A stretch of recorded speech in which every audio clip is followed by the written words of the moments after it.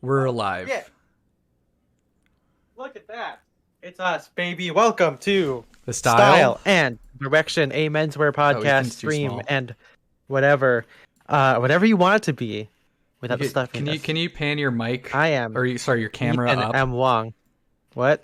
Can you like pan your or tilt your camera up? There we go. Yeah. There it is. Welcome everybody. We got a good show for you this evening. It's a beautiful show. It's a wonderful day. You guys remember the Corpse Bride? Oh, how could I forget the Corpse Bride? I remember. Dude, the Corpse Bride is so hot. And to give me credit, it's not a furry. It's not a furry movie. Oh, it's just a dead lady. Oh. So yeah, so I get a pass on that one. I mean, it's not Officer Judy Hopps. So wait, so are you saying that you are into Officer Judy Hopps? I think that before. I feel like that's been canonized. Okay. So if anyone's time. editing, if anyone out there is an editor of the Style and Direction fandom wiki, be sure to put that under trivia. Make what's up, And Steez Train? What's up? Anybody with a DeviantArt account, you're welcome for. Yeah, if you Yeah, want you're to draw welcome. me with Officer Judy Hopps or Princess Sally from the Sonic universe. Have I told you guys about my favorite weirdo that I've ever found on DeviantArt? Yeah, tell me. I mean, it's in the name DeviantArt. It's a deviant. But anyway, there's a more obscure Star Wars character who's a Hutt who has a beard, and I heard Yeah, it's like Zorbo the Hutt or something. Zorbo, yeah. Mm-hmm. Anyway, I heard about him and I wanted to know what a Hutt with hair looked like, so I Googled it, and near the middle of the first page I found these weird Photoshop images of Zorbo the Hutt with women in carbonite, and I found a guy whose fetish was women wearing jeans being frozen in carbonite. So there would be like women who they're wearing jeans and they're frozen in carbonite and they're thinking, damn, I was just jeans shopping and now I got frozen in carbonite by Zorbo the Hutt. And he had like dozens of these images. So I'm like, that's the most specific fetish of all time. How is this guy ever going to get off in real life? No, but the thing, yeah, the thing is, he's not getting off in real life. He knows exactly what he's got to do to get off. Yeah. I mean, you gotta, some people get, you have erectile dysfunction, but this guy is guaranteed to finish every time as long as he views. Stop exposing my art page. Sorry, Scoops. Didn't mean to expose you as the Zorbo the Hutt denim I really would love guy. it. Lately we've had like Vintage Bursch, right? The guy who does some amazing vintage tailoring from like the 1800s and everything. He joined me on like a 1 a.m. stream where I was playing Battlefield by myself, and we just started talking about pity, and I'm like, I think it's so funny if, like, what if the day that Mark Cho happens to come across this, or jump in here, is the day we're talking about, Officer Judy Hopps. Googled Zorba the Hutt DeviantArt, and the first picture is Zorba the Hutt with Kristen Bell. I'm telling you, it's real. I'm gonna do it on my own, but let's get started. Spencer, jump us into SaDHead Sunday. This is where welcome you to get SaDHead Sunday. Send us your God. outfits, and we got a lot of people here, so thank you. And everyone. look, we're But talking also- about also, proportions after this. Prop talk. That's Prop right. talk. Zorbo, SaDHead Sunday, DMS your fits. And we're starting with Eric Dubois. Okay. Mr. Eric, who's got a great he's got a great coat on. A nice like mid-length coat, I guess, with a polka dot scarf peeking out. I do want one of those, specifically like a navy polka dot scarf. It seems like it's a good kind of, all-rounder, I guess, something you could wear with anything. Nice sawtooth with a dark undershirt. I gotta close this tab. I'm sorry, it got bad real quick. You looked up the Zorba thing? Yeah, after the first like 2 rows, it just gets Gets awful. weird. And then with some brown Gurkha trousers, it looks like, and then suede tassel loafers. Very nice. Yeah, I love the coat. I mean, I'm a big fan of overcoats. I think they're they look good. They're my favorite band. And I personally like the plain white tees if we're talking about garment based bands. Is there any other, can we round out? Is there any other band whose name is like a... There's that famous song, Sweater Weather. Could be. Wait. So our outfit so far is a sweater, a plain white tee, and an overcoat. We got no pants on. We're fucked. And sharks. But he's got great pants. you. But thank you very much, Yeah. Eric. I got John's here. Rocking, very I don't know where I was going with that, but he's wearing a quilted kind of like bomber Looks jacket. like like vintage Eddie Bauer, probably. Eddie Bauer, yeah, and instead of the red one, this is a nice, like almost OD green kind of a color on it, kind of a faded color. Love the like shawl collar on that. Kind of reminds me of like a cardigan with a plaid shirt, some nice one. I'm assuming our Levi's 517s. We've been talking about those. People love those jeans. Some light suede roper boots, and then a nice trucker cap. He's off looking to the side there. Some nice lighting. This is how you take a fit pic, guys. Light helps. And that's what Elon Musk will tell you also. Yeah. For his charging stations. But yeah, thank you, John. This episode is sponsored by SpaceX. The Hyperloop. Yeah, and the Hyperloop to Vegas. That's no right. traffic, baby. No traffic. Yeah. Platts, what's he doing this time? This is This is crazy, man. This is. It looks like he's It looks like he's another character in the murder mystery that he had for previous. He looks like a character in the new Matrix movie. Like this is what someone in the new Matrix, in Matrix Resurrections. Which side? The bad guys or the good guys? I feel like this could be a good guy. Maybe he's a rogue agent, like Morpheus. Sorry, spoiler alert. But like the first 5 minutes of the movie. Yeah. But anyway, Platts is tactically ascertaining his surroundings in some nice sunglasses. He's got like a medallion print shirt or something, or a foulard print shirt, I guess. Yeah. Polka dot suspenders, bright orange like chinos, and then some fucking sparkly Gucci slippers. Sneakers. Crazy shit. And then there's a door with a wreath. Sparkly? Oh, I thought those were paint splattered, but I guess not. Yeah. Yeah, right. But a wild look from definitely one of our more dandy submitters, I guess, or like yeah, but a very I like the diversity that we get. I want to know what's going on. But yeah, good stuff. Thank you very much. This is when the program realizes this is in the Matrix and obtains the glasses. Yeah, and Steve Train says, Wrangler cowboy cut till he dies. I'll fight 17s in the street. Do we have Chase in the chat here? What's going on? Yeah. But yeah, he's never gonna watch this. Thank you very much. And look what we have.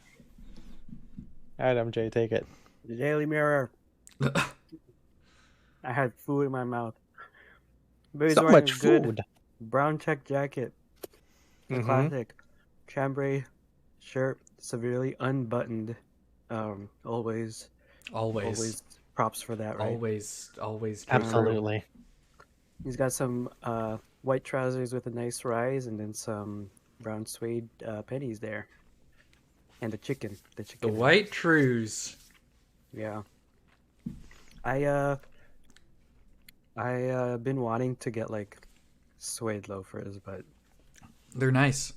Yeah. Grant Stone. That's what Spencer's first ones were. Or you can just graduate to the Aldens. Graduate. Just go all the way.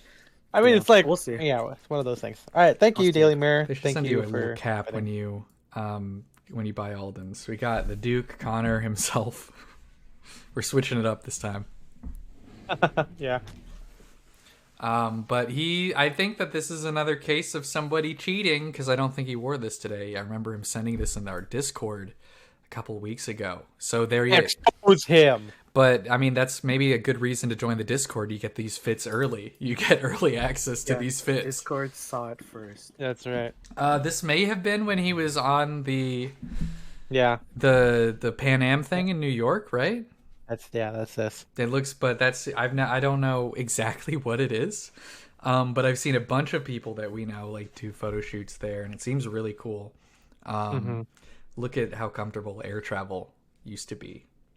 But there he is. He's got a cool suede bomber jacket, similar to one we saw at Joyride today. So very 50s, 60s, mid-century, fitting in with the I guess the airplane.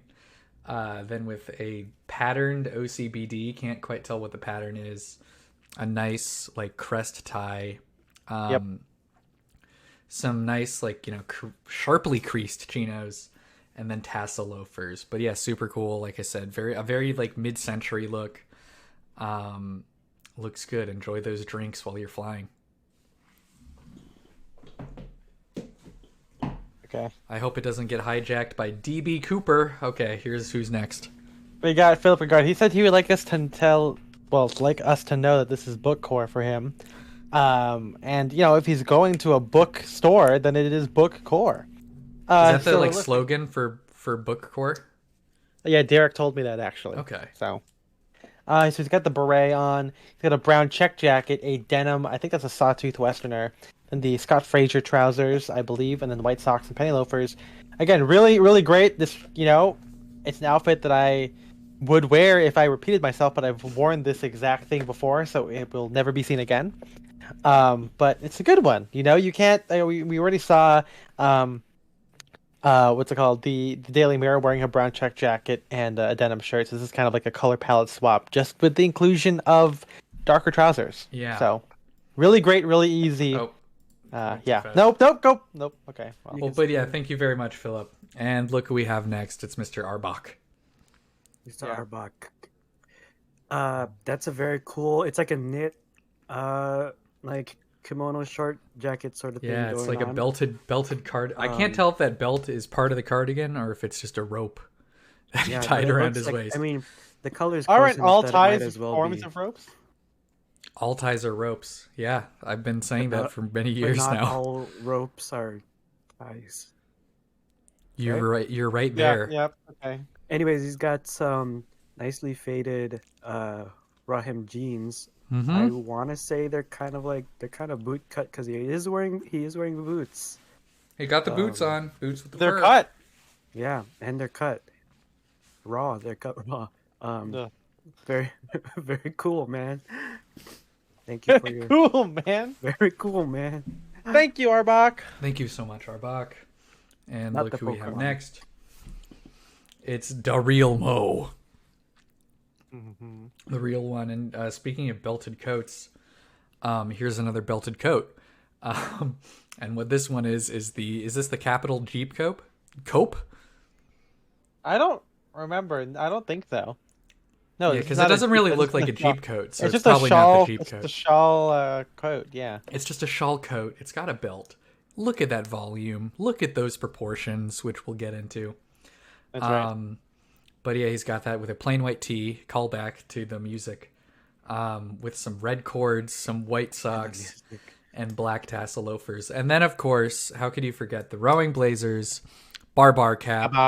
And by the way, you're fucking canceled because that's about imperialism. So sorry about that, but yeah, that's what happens. Forget chat. You can decide who we add to the roundup of the month. So remember to cast your votes in the chat. Also remember, you can vote who we send to the cancel pile every month. Yeah, we delete one person. Yeah, from existence. Just kidding. I can't say that on Twitch. Oh, you can't. But anyway, thank you, Mo. Thank you. Look who's Ooh, next. we got Mr. Ivan, not Mr. Lord. Yeah. Wait, Lord? his Nord's not Lord? That's right. Tell us about your outfit, Ivan. Tell us about your outfit. I'm wearing a vintage brown tweed bespoke tweed jacket, a yellow doeskin waistcoat, a striped shirt, navy fuller tie, dark brown cord, and then brown Oxford suede. Yeah, this feels very, I guess not super Esquire Man, but it kind of is at the same time. It's kind of got a lot of fun ideas thrown together. The doeskin waistcoat is really, really lovely color. That like kind of pale yellowish. I notice here that you've cuffed you've manual cuffed, MC'd your corduroy trousers. MCU'd, yes. They're too Yes, long. there you go. Yeah, no, it's cool. Do you have plans on? Are you gonna keep them like that? Or do you think you're gonna take them to a tailor? I think because I bought them from eBay a few months ago, thinking that they were a lot lighter, so I might actually get them replaced. So I don't think I will bother. I'm not going to getting them bother. tonight. I like the Mr. Thomas, the tank engine. Mr. Thomas. Right there behind you. So looking real His happy. name is Duke. Duke. Well, I guess he's It's from like John Wayne. Sure. Thank you, Ivan. Man, we got so much to go through. We do. We have Mr. Stav over here. Yeah. Stav from Gumtown. He submitted a fit.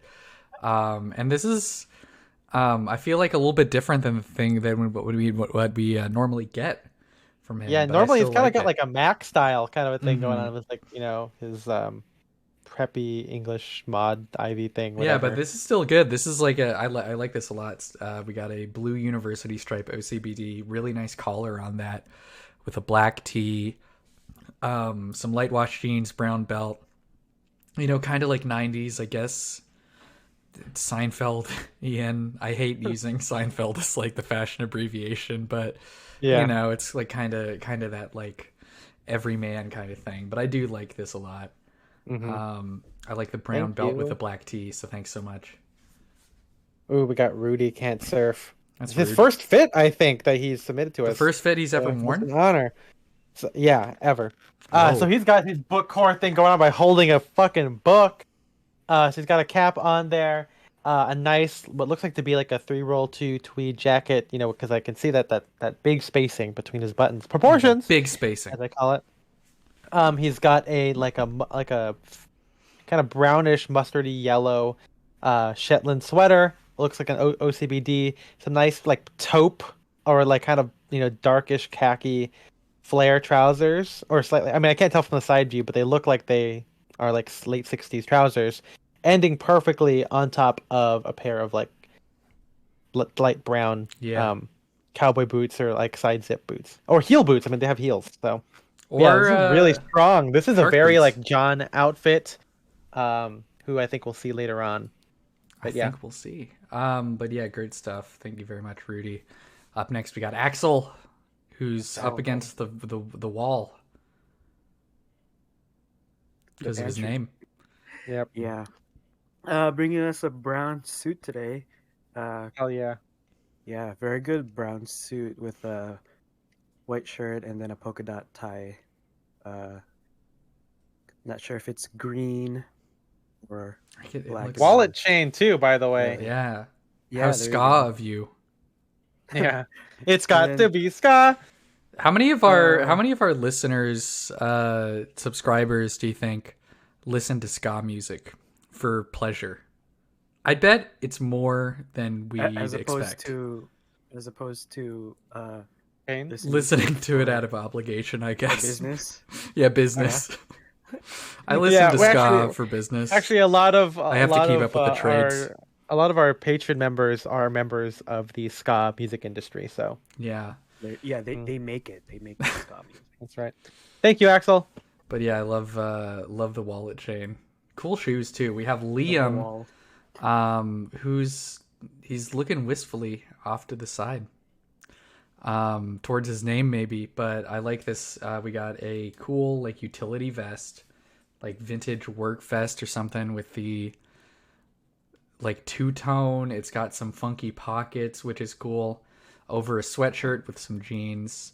I mean, yeah, I do some like this with like a hunting vest or a Browns Beach vest, or hey, even my like vintage LL Bean puffer and sweatshirts. It's a good like, you know, just kind of everyday practical fit. But yeah, looks good. Cool vest. Thank you very much. Got Jordan here. Have a nice shoe. Good contender, I think, personally for one of the fits of the month. Yeah, this is love a nice his one. Atelier Fugue, like light needle cord suit with a dark kind of indigo button-down collar shirt. I'm not sure if that's Jake's or not. And then he's got his nice shoes there, the kind of dad sneaker New Balances that look really good with this. Very slouchy. Cool cutter, by the way. Yep, welcome. Very kind of almost Seinfeldian, in a sense. But yeah, this is a great outfit. I'm gonna add it to the list. So yeah, I'm going on our vetoing nice list. Anyone else? Yeah, thank you, Jordan. Up next, we got Zach Newton Street Vintage. Really cool smock. But yeah, so we got that smock. Then we have the pink Poetry hat. and Prejudice, Seinfeld-esque. I like Seinfeldian. I like sign language. This guy's speaking my sign language, but he's got a cool white smock with like a nice blue or like turquoise, teal, whatever color you would call that, tee underneath. Really great jeans. I love that repair on the knee. That looks so cool. More than the knee. I mean, yeah, but it starts from the thigh. The thigh knee. It's Yeah. his thigh knee. Then with some suede Birks. But yeah, super cool. It makes me want to break out my white smock. I need to like fucking bleach that thing to get a couple stains out of it. But yeah, really good. Thank you very much, Zach. Very much. Oh baby. John T. Reuter. John T. Reuter. It's like a chant. Yeah, he's doing really cool pattern on pattern with like an explosion of colors here. That's an explosion if I've ever seen one. Yeah, I really like the sweater vest he's got here, and then he's got another knit sweater underneath. Fair Isle on Fair Isle. There you go. And then some probably brown flannel trousers and sharks. He's got his sharks on. Yep. But yeah, I really love that sweater. The bottom sweater, I guess. The under sweater. Yeah, Fair Isle Squared. That's right. That would be a good Instagram handle. We didn't get another corner of his house this time. No new information. Nope. We have a whole whole recreation going on. Here's John. There's John. Yeah. He's lounging. That's right. He's got his polo coat, which is awesome. One of his like custom made dungarees he made for himself, which is really cool. Some white socks, some low vamp hole cut suede loafers, which are really cool. Those are great. Fantastic. I love those. He's doing the whole Rob Spangle / Chase Winter special of the OCVD underneath a turtleneck, but then with the collar points peeking out of it. Mm-hmm. Something I can't do. I feel my neck's too thick for it. But yeah, he's lunching. Yeah, thick Mac. Thick Mac? Yeah. Thick Mac. Thank you, John. Yeah. Thanks, John. Up next, we have Mr. Dempsey, I presume, who's just over here at some sort of old house museum. There's some people in the background I see. Is this Australia? Because now it's kind of showing that he's not in our hemisphere because it's like kind of light. Or he could be in California. All full circle. Yeah. This is like his Arizona or something. Exactly. Who knows where he is? We're not playing GeoGuessr tonight. I'm not thinking about this. But anyway, he's got a really cool polo-esque shirt, shawl collar pullover. You know, knit. But yeah, a really, really cool like knit top. I dig funky knits like that, especially short sleeve ones, with some brown pleated like linen or cotton trousers. Really nice drape to them. Nice chunky cuffs. White socks, Belgian slippers, and then some great sunglasses. But yeah, good like summer or like warm weather fit, whatever season you're in. Or location, but cool stuff. Cool fence behind you too. Yep, thank you. I want it. Okay, here's who's next. I got Unvoy tutorial here. Kind of sad with the navy blazer with the olive cargo pants. He's got that could also be that the staff of that one store in Japan. That's true. I mean, Beams Plus. Yeah, Harajuku. The Beams Plus. He's got a striped sweater, and then you can see a little bit of peek of like a bandana there, which is really cool. It's peeking, dude. Nice look into his house. We're starting our mapping now of your house. So that's right. Keep that in mind. Anytime you submit a photo, we're mentally mapping your location. We're geoguessing you in real time. Thank you. I'd love to go on a voyage with you, Mr. Sartorial. Thank you very much. Here's who's next. Tio Venez. But yeah, I love the contrast between the light sport coat, the charcoal turtleneck, charcoal trousers, and sharks up to the knees. But yeah, I did something similar to this recently where I wore like dark knitwear and dark trousers with a cream sport coat. So kind of a fun move to do in like later. I love later in life, right before you die. But yeah, good stuff. Thank you, Mr. Tio Venez. And here we go with Dan. doing his best throwing fits impression. Yeah. With the I was starting gonna from say the Jesus top. impression, but he doesn't believe in that. I don't think. Also, that would be bad because, yeah. Anyways, we got a navy beanie up top with the sunglasses indoors. His future A so nice bright he needs shades. dark. It looks kind of dark green on my screen. It looks That's dark what we green. do. On every screen, I think His it's dark scarf. green. Every screen is a dark green. I'm the scarf. green man. He's the green man, and the William the, Yeah, William Afton. the William Afton coat. That's not what that is.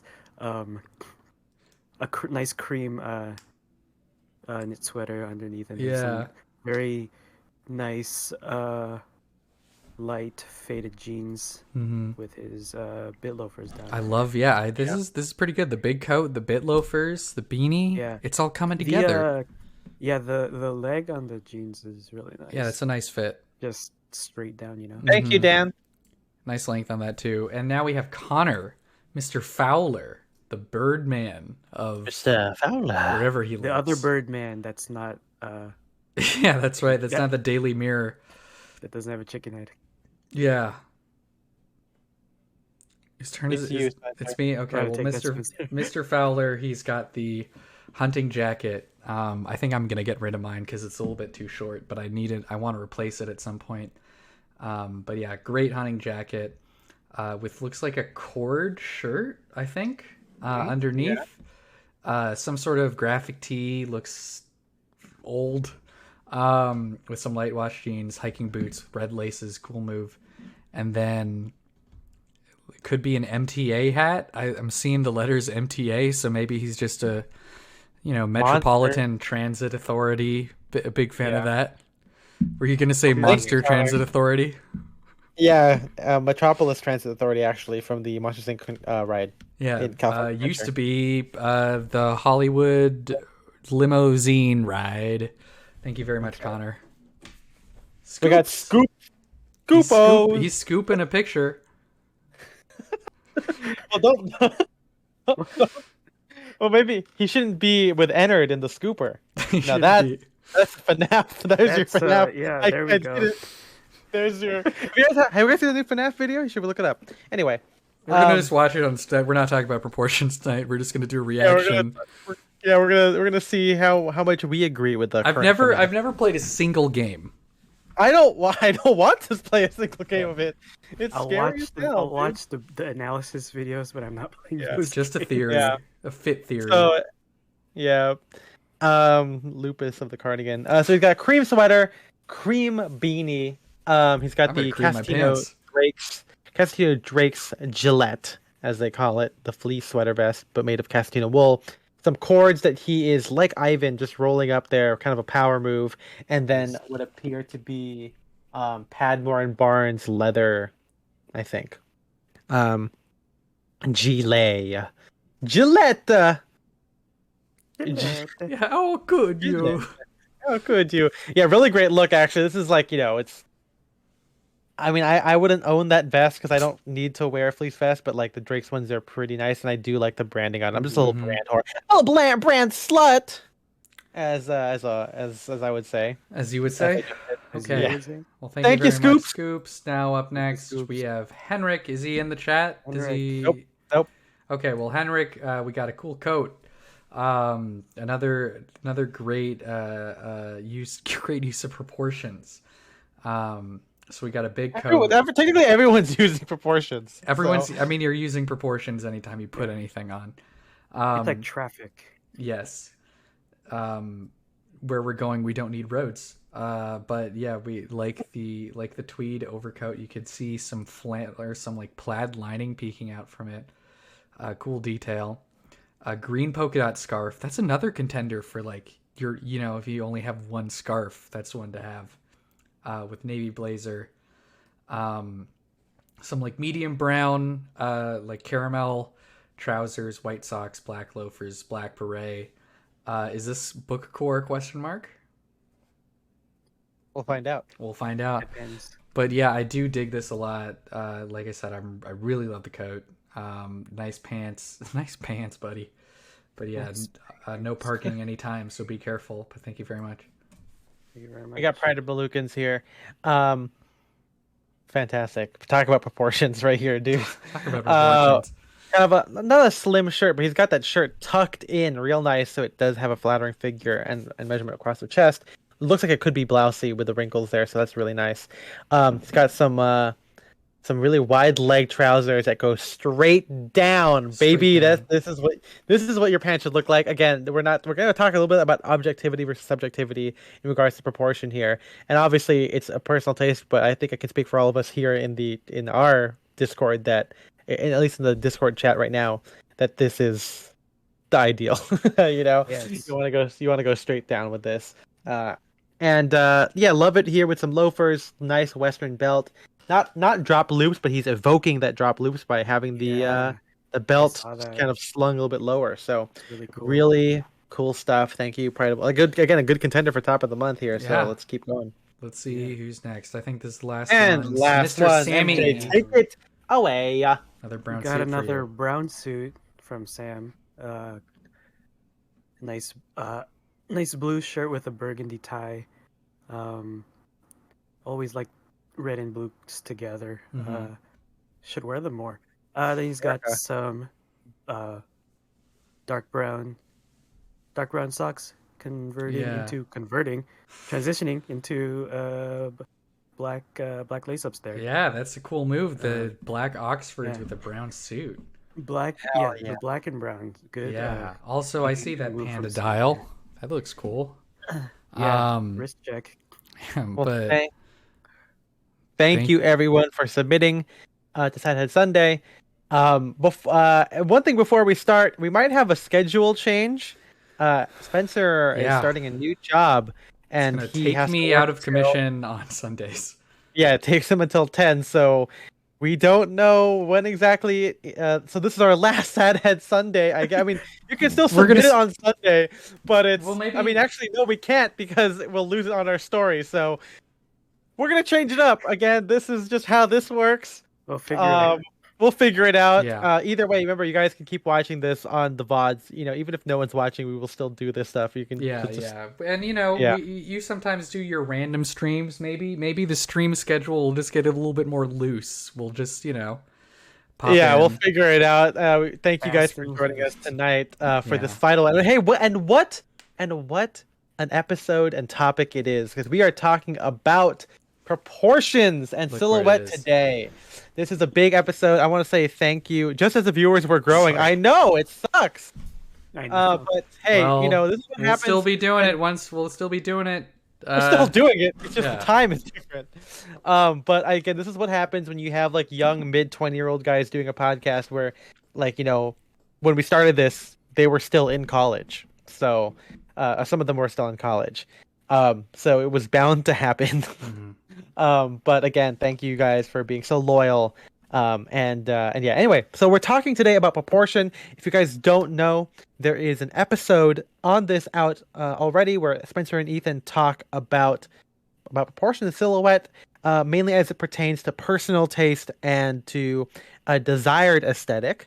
So if you want to see that full discussion where it's kind of just me and Spencer, go to any podcasting platform and you will see it there. There's also a big essay where I kind of go into what I think is ideal about it, kind of my commentary on subjectivity and objectivity and desired aesthetic within the realm of proportions, and I go into how it translates to how I analyze things, and we're kind of going to go into some analysis today. And if any of you guys have any of your thoughts about proportions, I know David was ready to talk about this last week, and we had to say, hey, it's the following week. So I'm glad he's here. But it's like the Mr. Show sketch, the pre-taped call-in show. Yeah, exactly. Google it. It's a good sketch. Nice. And so that's how we're gonna go out today.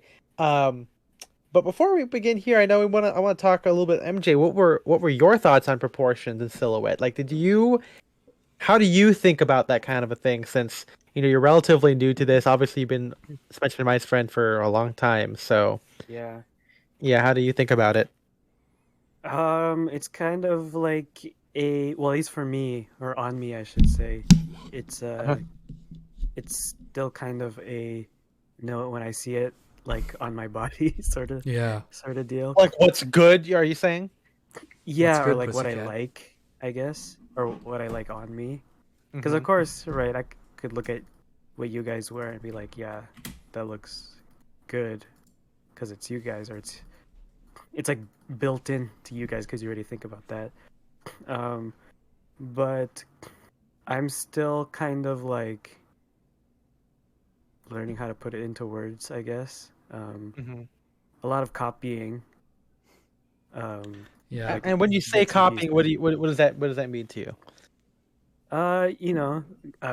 Getting inspo and then, going back to another thing or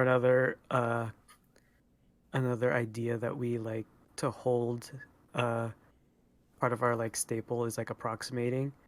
So it's like if something is a certain shape or a certain like combination of proportions, I kind of like am able to find my own way to do that. Yeah, that's how I handle that. That's how I handle that. Yeah. How would you handle a proportion situation? Yeah. With it's two hands. That job interview question right there. One leg at a time. Yeah. I think part of the SaDHead mindset is taking at least some inspiration from vintage menswear. And I think the easiest way to do that is just like a kind of like appropriating, like a vintage silhouette and tailoring and with tailored clothing, I guess I should say, to appease all the haters. And especially no one in particular. Or shout outs to that guy, not really. Or with your casual clothing. Exactly. But I mean, yeah, I think the pants. Pants are kind of the biggest part of this, right? Like, pants are like the big one where it's like, I don't know if obvious is the right word, but it's like when you get it, you get it. Yeah.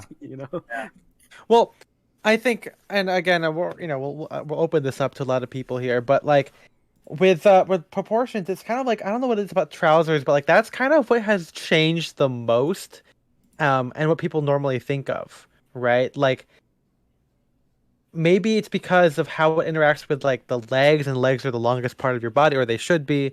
And but I always wonder, like, huh? If they're not, see a doctor. Yeah, I think it's just interesting how they how important pants are. Obviously, like I think it's just kind of wild how they kind of not make or break a fit, but kind of point towards specific aesthetic, right? And we're not talking just like wide versus slim, but like flares, how wide they are, the shape of them, the shape of the body, or how it makes the body shaped. Yeah, exactly. But as David is alluding to here, proportions are not just about trousers and jacket fit, right? There's a lot that go into it, which we do get into the podcast. So David says here, Glenn O'Brien, R.I.P., said that a jacket collar, tie width, and shirt collar should be harmoniously similar. And that's something I've always subscribed to. I don't care for a wide lapel with a slim tie or vice versa. It looks kind of goofy. Yeah. I agree with that. I used to be more into the, like, I guess, infographic style rule where it's like, it has to be the exact same width. But no. But that's I think... Well, you just got to keep it. Keep it, harmonious.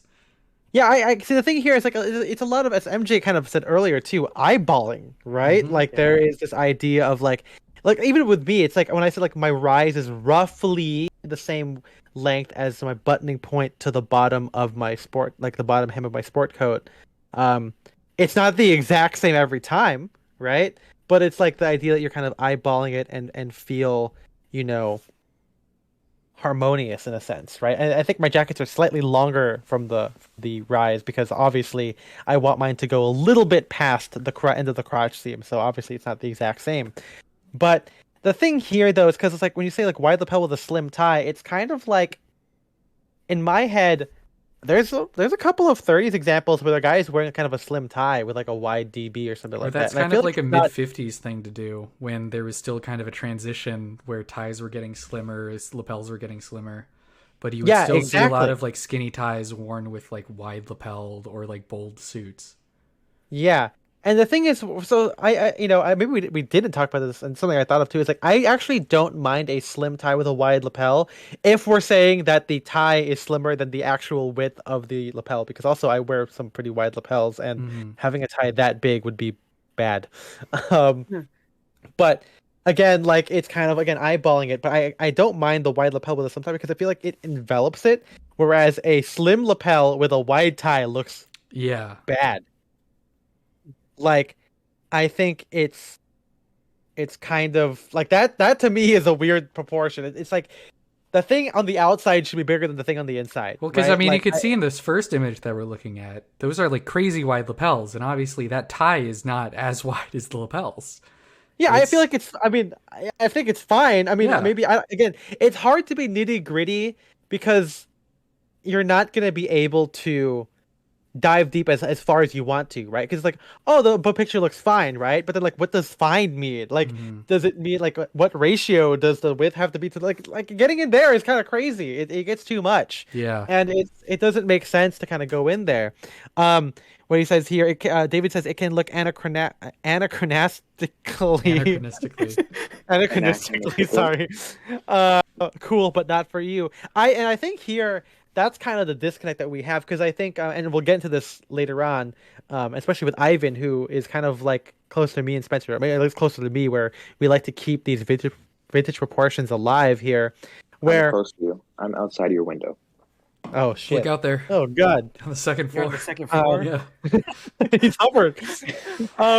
But like I think it's here is that we always base our stuff on the era, right? Like we don't really talk about things in terms of like objective or like what's the better choice. It always goes to like, well, what do you want to look like? And so, I can't speak. I mean, maybe again, I don't want to speak for MJ and Spencer, but I feel like that's kind of been our purview, and so that's why. And two or three people actually pointed this out to me. That the article for proportions, actually, I go out of my way a lot to say, this is just my point of view, but, and this could be in response to a certain somebody who has accused me of being authoritarian. But I think it is true, because it's kind of hard. Like, I can't tell you what the right jacket length is, because some people in our Discord will tell you like the jacket length is fine across all these stuff, even though I would argue that these are all, well, like at least this those one two perhaps are short. Yeah, like that one doesn't look, that one's like not bad as the one below it, but yeah, this is the worst. That's the, again, I don't want to be too mean here, but that's the worst length I've ever seen in my life. I think the other thing with it is like everything else on the jacket is so huge, like those giant pocket flaps, big ass buttons, really prominent buttonholes, and then the short jacket. It just seems like, why are you cutting out here? And the pants are so slim. Yeah, really slim. Yeah, and so I feel like it just I mean, it's funny because the people, and again, I don't want this to be too mean, but this is hot Ethan happen. I mean, always hot Ethan. But it's like, it's funny that these guys always talk about like classic stuff, and if they don't want to look like Tom Brown, but like this is like on the spectrum of Tom Brown to not, this is more on that spectrum than not. But before we get further, let's talk to someone who does keep the vintage proportions alive. Ivan, tell us about your approach and what you like and how you navigate it. Hold on to this one while he's talking about that. Yeah, George, maybe. Okay, Ethan was pretty much right. I do have similar philosophy on proportions as Ethan and Spencer, but like MJ said earlier that he puts a lot of emphasis on pants, and I kind of don't have a problem with pants. Like I think, because I've already found my ideal pant fit. I like a high rise. I like a wide leg and with very little taper. I think one thing with pants that deviates from from what Ethan likes is that I like a little bit of bellowing out at the hips, which I know Ethan doesn't like. And I think that's because I don't know, it sort of emphasizes that hourglass figure. Like it bows out at the hips, but then it tapers back in at the waist. And then because my the chest of my jacket is always pretty full, it sort of It harmonizes out, you yeah. say, kind of like proportionally. It kind of, yeah. I get you. And I also do not really like wide shoulders. I actually like my shoulders a little bit slimmer. In fact, I think I put if a jacket doesn't fit me in the shoulders, I pretty much don't buy it because it just makes me look way too top heavy, and especially if it's too long. Like the jacket that I wore today for SaDHead Sunday, it fits me pretty well, but the shoulders are a bit too wide for my taste, and it's also a little bit longer, so it makes the jacket it makes the whole thing look very top heavy. And you're a tall guy, so Bro, I'm average. I'm not tall. you can shut the hell up. Thank you. Thank you for not swearing. Yeah. Thank you for smoking, actually. Mm-hmm. But no, I feel like I think a lot of guys kind of get into that mind. I mean, it's Kiyoshi. Everyone talks about like people don't want their jacket to be too long. That's kind of a big thing, right? With a lot of men's. Because I think I mean the big thing when I was selling suits at J. Crew Men's Warehouse is guys who aren't into menswear. Their biggest thing when they buy a suit is they don't want to look like an old man. And so anything that they think how an old man would wear a suit, they want to do the opposite. And so I think maybe... And that means short jackets, right? Yeah, because I mean, old guys, if you tend to get a little bit shorter as you age, and so say you've had the same suit for 15 or 20 years, which a lot of old people, they don't, not to stereotype old people, but they don't care as much about like updating their wardrobe every couple of years, like staying with it. What a bunch of losers, dude. And so, you see a lot of old guys with jackets, the sleeves are hanging down, like covering their thumbs or whatever. The jackets are like a couple inches too long.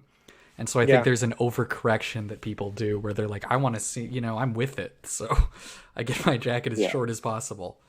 You see, if there was an agenda here with the whole proportion, there's an agenda here. Again, yeah, I mean, again, there's always one in there. But my whole thing was I want people to get longer jackets and higher waisted pants. Mm-hmm. Like that's kind of the whole thing here. What's up, folk blues? For me personally, like I'm pretty average height, like 5'9", 5'10". But in relation to all my friends, I'm actually on the short end. Sometimes even the shortest person. Boo-hoo. So I always put an emphasis on longer leg lines to make myself appear taller than I actually am. Okay. I mean, I get it. I mean, I used to do that too, right? I mean, there's also like historical precedent, right? Like with the whole like 30 stuff with the shorter jackets and the longer legs, in which we'll see a little bit of. Also, you can see these pictures in the article, but I don't want to scroll through a wall of text, so it's better just to look through it on the Imgur. But I don't know. I feel like to me, this is kind of similar to the whole like Office thing, where it's like I feel like a long jacket isn't that bad. But maybe that's because I'm used to wearing it now, and and Spencer knows, and maybe I don't think I got into this as much in the podcast, but I gave up a lot of jackets because they were too short. Like there is like Spencer has been there where like I would be like I'd buy something, I'd buy vintage, and I'd be like, fuck, this is too short, and like oh, it's fine. I'm like, no, it's not. It's too short, and it could be like. This is why I feel like I've been so in tune with what I like for like the past like 3 years, and I don't really post cringe from like 2017 onward because I feel like I've gotten there, and of course some stuff has moved in and out of my closet, but in general I kind of got there. But before that, I was like, fuck all this short bullshit, and I'm not talking even about like suit supply or whatever. I'm talking like I had sport coats that I bought and I just didn't like them because they were too short, and they just looked disproportionate to me. I felt like I don't know. I count my leg length from my belly button, I guess, and I felt like my, to be like that upper image of the brown suit that's really really short, that has like the not just button pocket disharmony, but it just I needed to like physically able to touch my jacket, and so. Yeah, I always feel like, it's kind of like a wide leg or a higher waist where people say, oh, I can't do that. But I feel like if you saw it done right, it would be fine. Yeah. But I also think that with all these things, you need me there to tell you it looks good. And I think that's like, for example, my friend Adam, who I posted on my story this morning, who kind of went from wearing like low-rise skinny pants to like kind of like a wider leg and a higher rise. I think it's because we hung out like in person, and so I was able to kind of like push back against his qualms, you know, just to kind of reaffirm like, oh, this looks good. Because it wasn't so much as and with all of this, it's not so much as me telling you that you should, that like this is the ideal. What this was written as the point of view of it was people don't believe that the things can look good, and so I'm like showing you what looks good, contrary to your belief, right? Like, oh, jackets can't be long with a wide leg or whatever, and like here's George Raft, you know. And maybe if he had his hands down, maybe his arms are longer. But to me, this looks like a kind of a long jacket, at least for the era of what it is, right? This is like a 30s thing. I'm pretty sure this is the same suit later on, or he got the same cut, because I know he's famously gone to like the same tailor in like LA. I'd like back in the Golden area. I'll point something out about this suit. Yeah. The pockets, those patch pockets. Yes. That is the perfect size. That's hard. Like I feel like you see on a lot of brands, they offer a patch pocket, but it's a fucking like anemic, like tiny ass patch pocket that just looks too small. Like it doesn't look right. This looks right. Like, I don't know, just where it ends near the bottom of the jacket, but not too low. Like the amount of space you have to the skirt of the jacket. You see, I was gonna say too, where like a lot of people, we talk about button pocket harbor, they're like, oh, if the patch pocket was lower, you know, you'd run out of room on the jacket and be too close to it. I'm like, yeah, then fucking make the jacket longer, dude. It's like there's a fucking solution here. There's so much to learn from these old images. This is why I always say for people to look at this stuff and think super critically about what this looks like. I feel like I could wear this with a t-shirt. Like, obviously, it's kind of hard for a lot of people to be like, oh, well, that's vintage. He's wearing it with, like, Oxfords and a fedora. I'm like, dude, I could wear this with a fucking t-shirt. And I feel like you could see, like, one of those, like, Gucci suits that are, like, maybe not single-breasted, but there's, like, a picture of a guy wearing a double-breasted, kind of structured in the same shoulder, wider leg trouser, longer length jacket, DB, wearing with, like, a t-shirt or, like, a fucking, you know, ribbed tank, as they call it. And I'm like, I feel like this would be fine. You know what I mean? Like, I feel like it's not that bad, especially if you're dressing a little bit more designery in mind, a little bit more modern. I feel like this is totally, like, it's totally acceptable to wear this with, like, a t-shirt or with a rayon shirt or with a suit and tie like George is doing right here. You know, maybe swap out the lace-ups for some tassel loafers or something. Or so, I know Kiyoshi's on here now. Ooh, welcome, Kiyoshi. And so do you have anything to say about this suit? This double-breasted suit? Oh god, this suit. I know, I hope, you know, if he's not ready yet, that's totally fine. We'll come back to it. Okay, it is pinstripe. Never mind, I guess it's not the same suit. Yeah. But go back up for a second. Kiyoshi, just tell us when you're ready to talk, because we can jump in whenever you want. We got an hour left on this show. But this is crazy, because it's like, it's a show. Because, like, is the button stance high? Or is the jacket too long? Right? Like, this kind of is a fun little game happening right now. It's a game that I love to play. I think the button stance is a little high, because I mean the pockets are so high too. Look at that shit, man. Like, you physically can't fist this pocket really well. It's gonna be so tight, yeah. And back then you had no vents in the back. Well, because I mean, you could see how, like, you know, fitted or like wasp waisted, like these jackets were in the 30s, where they had these huge bulky shoulders and chests, and then like you wanted to cinch that waist as tight as you could go, no vents. Yeah, the pockets just become unusable because it's like just slick against your body. It's like you're wearing. It's the shoulders. Like, why does this, even though it's so slim on his figure, why does this still look better than, like, I mean, again, to me, than like a J. Crew suit or something that's also slim. Well, I think it's maybe the lapels, the spacing of the buttons, like that's all good. Like, it's the padding. It's the shoulder, yeah, it's the padding of the shoulders. You know, like, I know Kiyoshi and I have talked about, you know, the use of padding and everything here, and I'm not anti-padding. I just don't like it for what I want. But like here, clearly you need. I mean, maybe I would argue that it could be soft. You just have a really extended shoulder to kind of evoke that idea here. But it's like Yeah, it's just so clean. I'm sure if John was on here, he'd be like, "Hell yeah, structure." You know what I mean? But you can see it's kind of doing something weird to the sleeve here, where it's got like looks like a fucking drumstick. His arm is in reverse. Yeah. Well, it looks like his his arm is kind of twisted backward, but it could be like a fuller upper sleeve. But he says here, Dan says high button stands and too tight even for a slim fit. I mean, yeah, this is too much. Horizontal puckering is bad. Plus the angle on the quarters pull. I mean, that's another thing that I feel like you just get with like 30s like construction, and then that like really slim or like I guess so slim. Yeah, it's crazy. You need to try. You guys need to try on these jackets, man. I'm telling you. Yeah. Wear them to fucking Disneyland for 10 hours. Before we get into Kiyoshi, you know, he just turned on his mic. I love this other picture of George because it looks so Ralph Lauren to me. Like here, obviously he learned his lesson. He got a little bit of a fuller chest, a fuller arm here. Love those wide, like this looks like a DB, except it's not. It's a single-breasted jacket with just crazy wide lapels. Crazy wide lapels. It looks again like a Cifanelli, a suit here.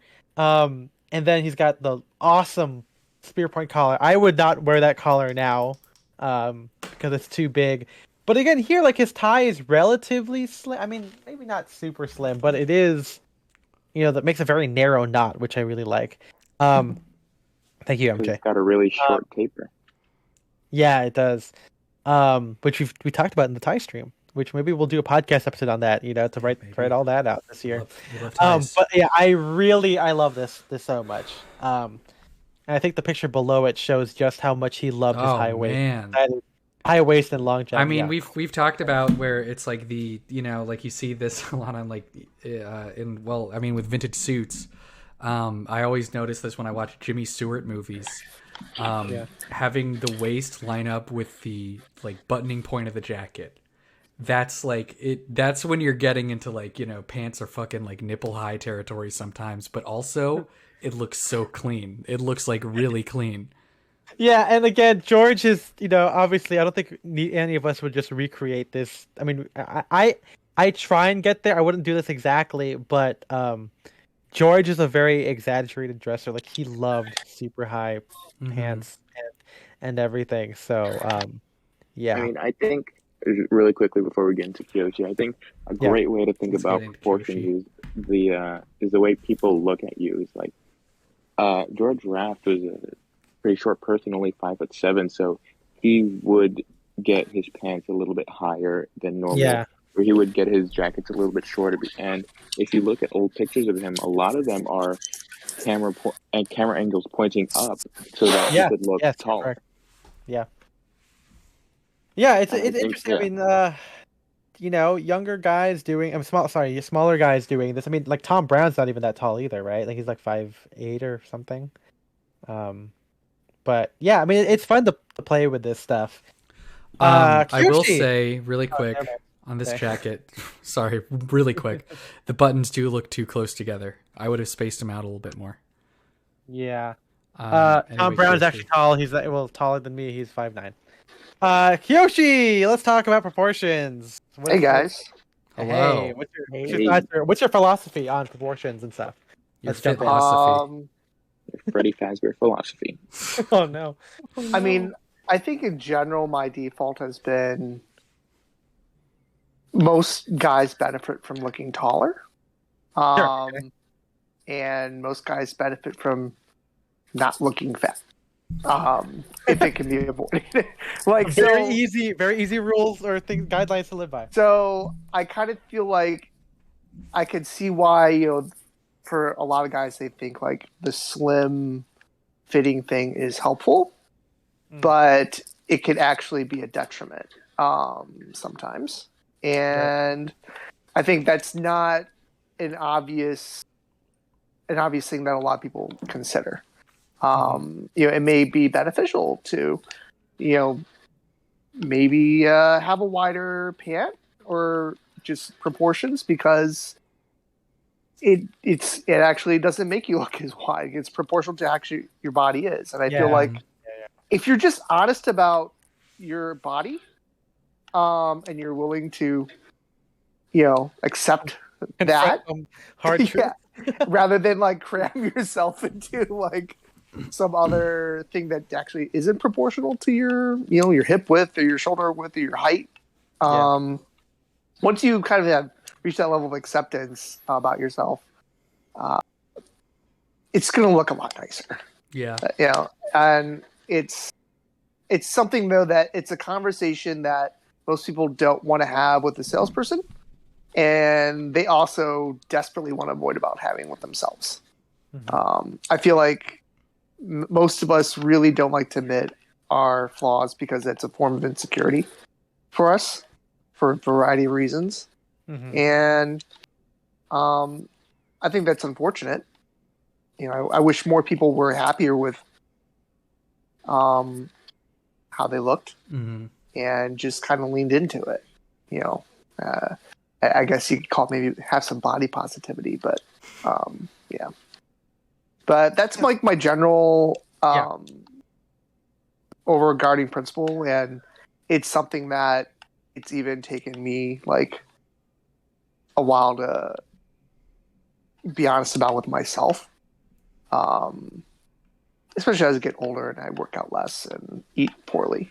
I feel that. It's kind of like, you know what? Maybe I'm not a medium anymore. Maybe I look a little bit better in a large. And I think that that kind of like general idea can, as you go through any type of genre of clothing, can be helpful. So how do you put that into practice with your own clothing? So I think one of the things that I try not to do is make myself look my bottom half look overly heavy. Okay. So like, let's say I did want to wear something that's a little bit trimmer.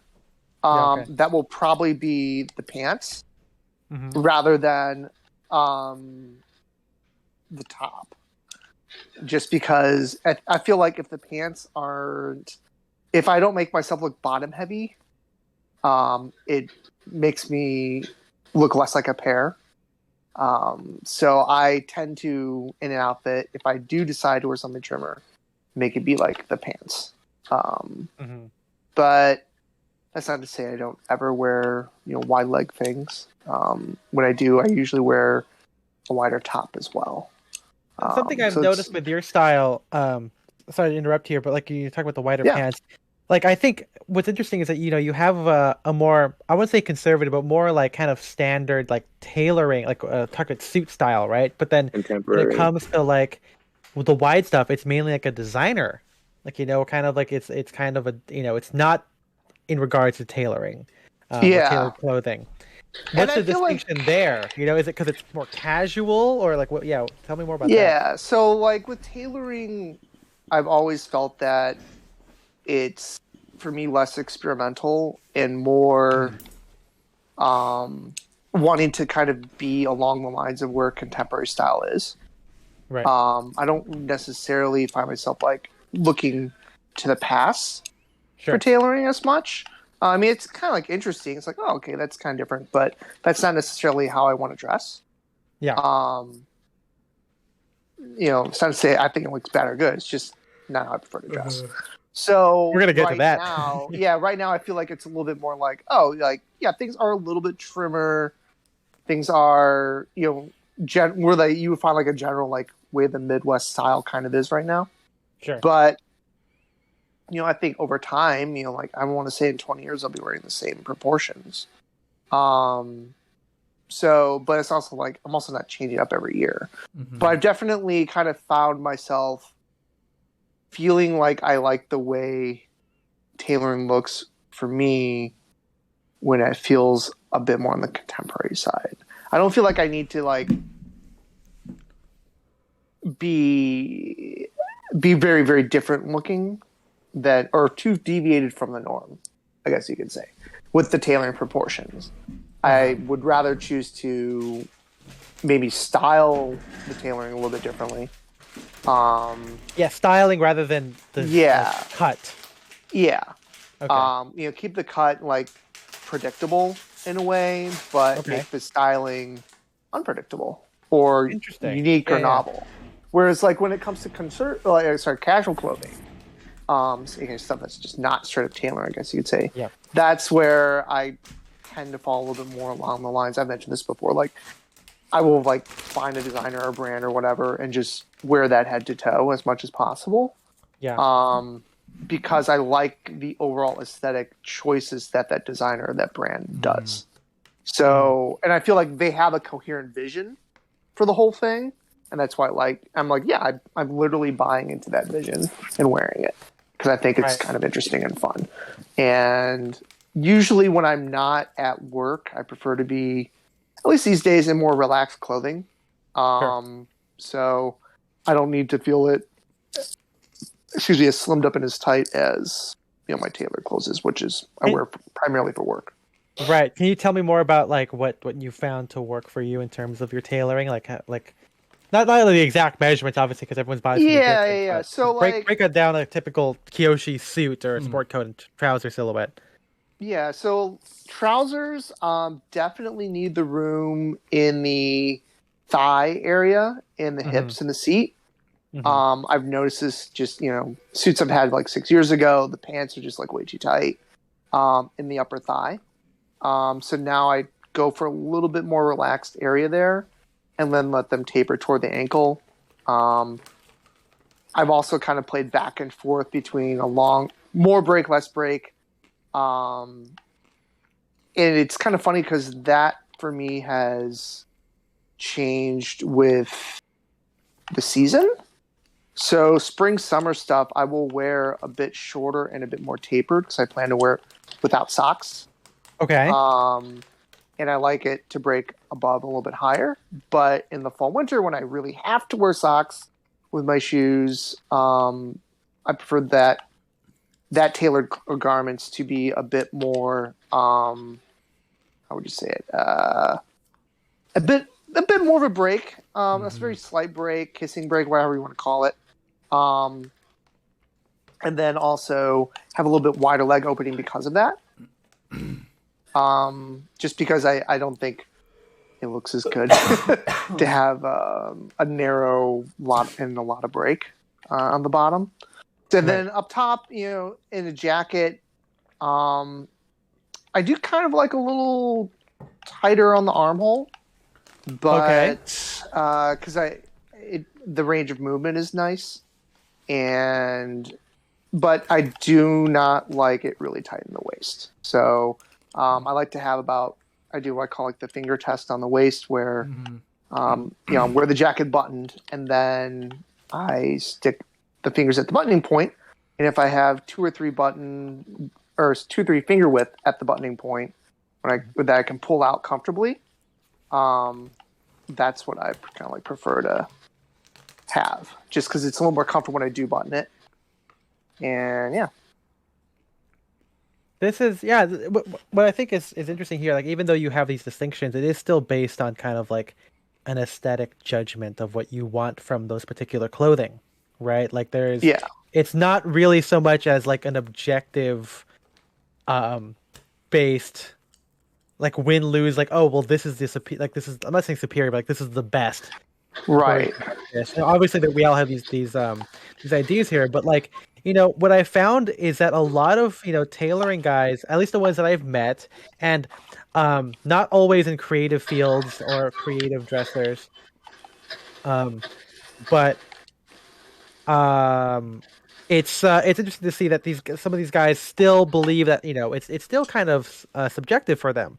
Like, I was hanging out with my friend Hector, and we were talking, he said we talked about the proportion article, and he was saying how lately he's been doing a lot more of like a break on his trouser. His stuff isn't super slim, so it's a little bit there's still a little bit of width to it, but kind of like how Fred Castleberry is kind of experimenting lately with a little bit of a break in his trousers. And it's kind of funny, like, obviously it's not my preference for it. I like clean lines, but their thing is, it's fun to see the break to be more than just about covering the shoe, as what most guys would say, right? Look, before, like, oh, we don't want it to be too short, but like for them, it's like it just adds visual weight to the bottom of your trouser. There's a little bit of like slouch to it, which I think we talked about this before with Henrik. like early in the days of the Discord, where they would say like, oh, like is having more break on a trouser more slouchy than not having a break? Right. And that was kind of interesting for me to think about. And lately, I'm not, again, I wouldn't do it, but I'm starting to see here, like, the kind of relaxed version of tailoring, where maybe that's where the 90s were coming from, right? Where like maybe that's why they started to embrace more of a break, because you didn't really see breaks, I mean, obviously to an extent, people always had breaks, but like in the 70s, things were still kind of hemmed, so you could see it drape cleanly when you were doing like disco. It wasn't like always just flopping around until you get like to the 80s, 90s, and early 2000s, and Friends, Seinfeld, maybe some Frasier as well. And so it is interesting to think about in that way, where despite all this idea about, whatever is the most correct, it's still influenced a lot by just kind of mood. And I know maybe this is where we can spend the next part of this talking about it, but like, do we think that there should be some objective based purview on tailoring? I don't think so. Because I obviously not, but maybe like obviously not. But let's pretend. I know maybe not. This is not me trying to do it in hypothetical here. Philosophical discussion. This is what right you do. Because we talked. I think there was a question here earlier where with Poetry and Prejudice saying that large lapels are better on a sport coat because they're proportional to a man's shoulders. And I mean, it depends if you have wide shoulders. Mm-hmm. I mean, what if you have like a very narrow slight frame? Like this is, I don't think that's going to necessarily benefit you because it'll look like it's overwhelming you. But if if you're like a super broad built guy, like say, I'm going to pass a compliment here to young Chomsky, I think wide lapels could look really good on that, But are we saying that they would look objectively better than, slim lapels? I mean, maybe. I mean, the other thing I think about those like 1960s like sack suits, where like let's take the average Don Draper suit, right? Where it was just kind of like this. Okay. Where it's just it's a slim lapelled suit. Like he doesn't necessarily look bad. It's just the style at the time matches the rest of the proportions. Even though it's not something I would wear, I still think it's possible to. That's from like the late season. Late season, yeah. I see. The thing is, it doesn't look that bad on him. Okay, so this particular image, maybe that's that's a pretty bad. 1960s suit, and he's doing the bottom button, which is interesting. Yeah, and not on a 3-button jacket. Yeah, I wonder if that was like didn't Kennedy do that, or did he do? No, he did both buttons. He did both. He did both on 2 buttons. Yeah. To hide his like girdle or whatever. The bottom.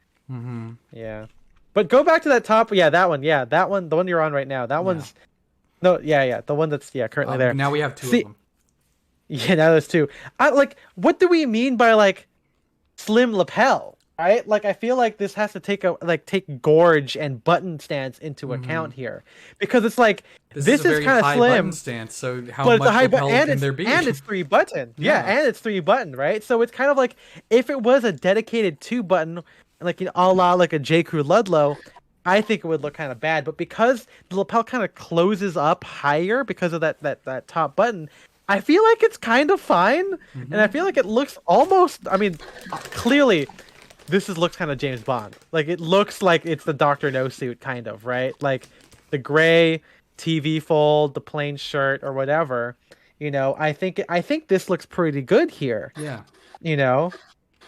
And it's something like Kyoshi that you said about for the time, or dressing for the time or whatever. Are we spoiled now that the proportions now can coexist? That there is a lot of different options.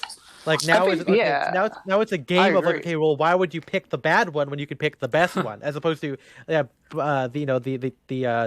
Don Draper era where like most suits just kind of look like this, right? Well, I think the advantage now is like you don't have to wear, like you said, what's fashionable, and that's the nice thing where it's like, oh yeah, you don't when you go to buy a suit off the rack, right? Or you go to like your average like tailor shop, right? Like they're gonna have maybe the ability to do a lot of different things. Yeah. And you're not like necessarily pigeonholed for yourself to something that may not be proportionally works for you. Like, can you imagine if like you went to a store right now and you're a budget of like $300 and all you could buy was like a Tom Brown like styled suit, which is like ultra short pants, really slim lapels, kind of like non-existent shoulders, and that was the only thing available to you at like every store you went to. It was just like the same thing. Like, that would be horrible. Yeah. And that wouldn't be very ideal. But I think we are living, like you said, in an era where, hey, you can kind of shop around and find something that isn't necessarily to your, I think taste is maybe the wrong thing to focus on here, but like that is a little bit to your, like the best for you and your body, not necessarily just like what you have to get or what's in vogue like right now. And that's kind of nice, you know. Yeah, I definitely even agree. Brands will do more than one cut, you know, where like you know. So maybe maybe the thing here is like you have to be aware of everything going along together, because it's like, so if for example, if the lapel was something that you thought was important, and say like you're a broad shouldered guy like John Hamm, in order to get a slim lapel, everything else needs to be like harmonious, which I think is the point of the essay, right? Where like if you're making that conscious decision, it's all got to work, as opposed to say defaulting to like a Ludlow suit or something like that. Like, not that the Ludlow suit is inherently bad, but I don't think it affords you the harmony that another place that does a slimmer lapel could afford you. It doesn't give you that kind of, you know, the leeway, you know, compared to like, say, I don't know, like a sack jacket or something that it's cut like a sack jacket, or at least in the 3-2 Ivy style. It's a bad drawing. That's not a good drawing. But, you know, like this is kind of what it comes down to here, where, you know, it's like you got to be intent with the aesthetic here, and no aesthetic is inherently better than the other. It's just, you know, once you realize what works, it's kind of it's a good idea to find out why it works and then play with it. Yeah. And I agree. Like, I think there is some groups of enthusiasts who would say, oh, this is like the best, and they have their reasons. Yeah. But yeah, it may be just because like things were made in a certain era or like whatever. But I feel like that might be good for you, but it's not so good for everyone else, you know. Well, what's happening? Oh, actually, finish with that. I thought of something. No, like that's about it. Like, I just kind of wish that people that were like, oh, you know, like Ivy sounds like the best. I'm like, well, you know, that may not be the best for everyone's frame and like what they're most comfortable in, and you know, maybe kind of take that with a grain of salt.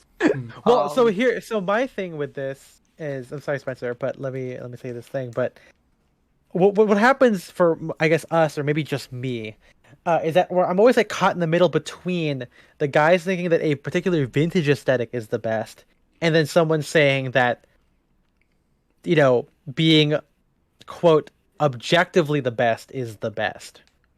By which I mean, like, you know, like it's more focused on like the actual detail, like, okay, like, well, wide lapel looks good on everybody, or and that's why it should be the norm, or what every guy should wear. So it's like we're in the middle where like I'm like, I can think of caveats to both sides of this, you know, right? And I feel like we're kind of maybe it's because we have the kind of maybe more taste driven, more taste driven personal aesthetic focused approach to clothing, as opposed to being objective. Like it's kind of hard, because some people, I mean, depending on where you land, most people either want to dress in a pure aesthetic, which is, I guess, like us, but like more like without question, or they're about, you know, hitting all of the boxes to make sure that they're not making a mistake or looking improper. And it's kind of like two really hard places to live in. I don't know how people do it. It's rocking a hard place, and it's kind of like, again, like we can't even say that like 3-button jackets are the best, because fucking Clark Gable's looking sharp as hell here with a 2-button jacket, right? Like it's it's tough to kind of make any I think strong you can objective say statements. Good jackets are the best. If you have a good jacket, then you're fine. A good jacket is a good jacket. That's what I. Okay, so that's such a brave stance. Such a brave stance. Yeah. But what's funny is right. What's the first thing that ever happened to us that started this whole thing? It was like basically 2 years ago, when I said I'll just, oh, that jacket's bad, Huh. and then we launched into this whole thing. Kiyoshi, I think that was like Kiyoshi was there, and we were kind of first talking about it in my like brand group chat on Instagram, and then it evolved into the Discord, and then became its own podcast. I think I wrote that episode. I wrote that essay on my birthday, which was fun.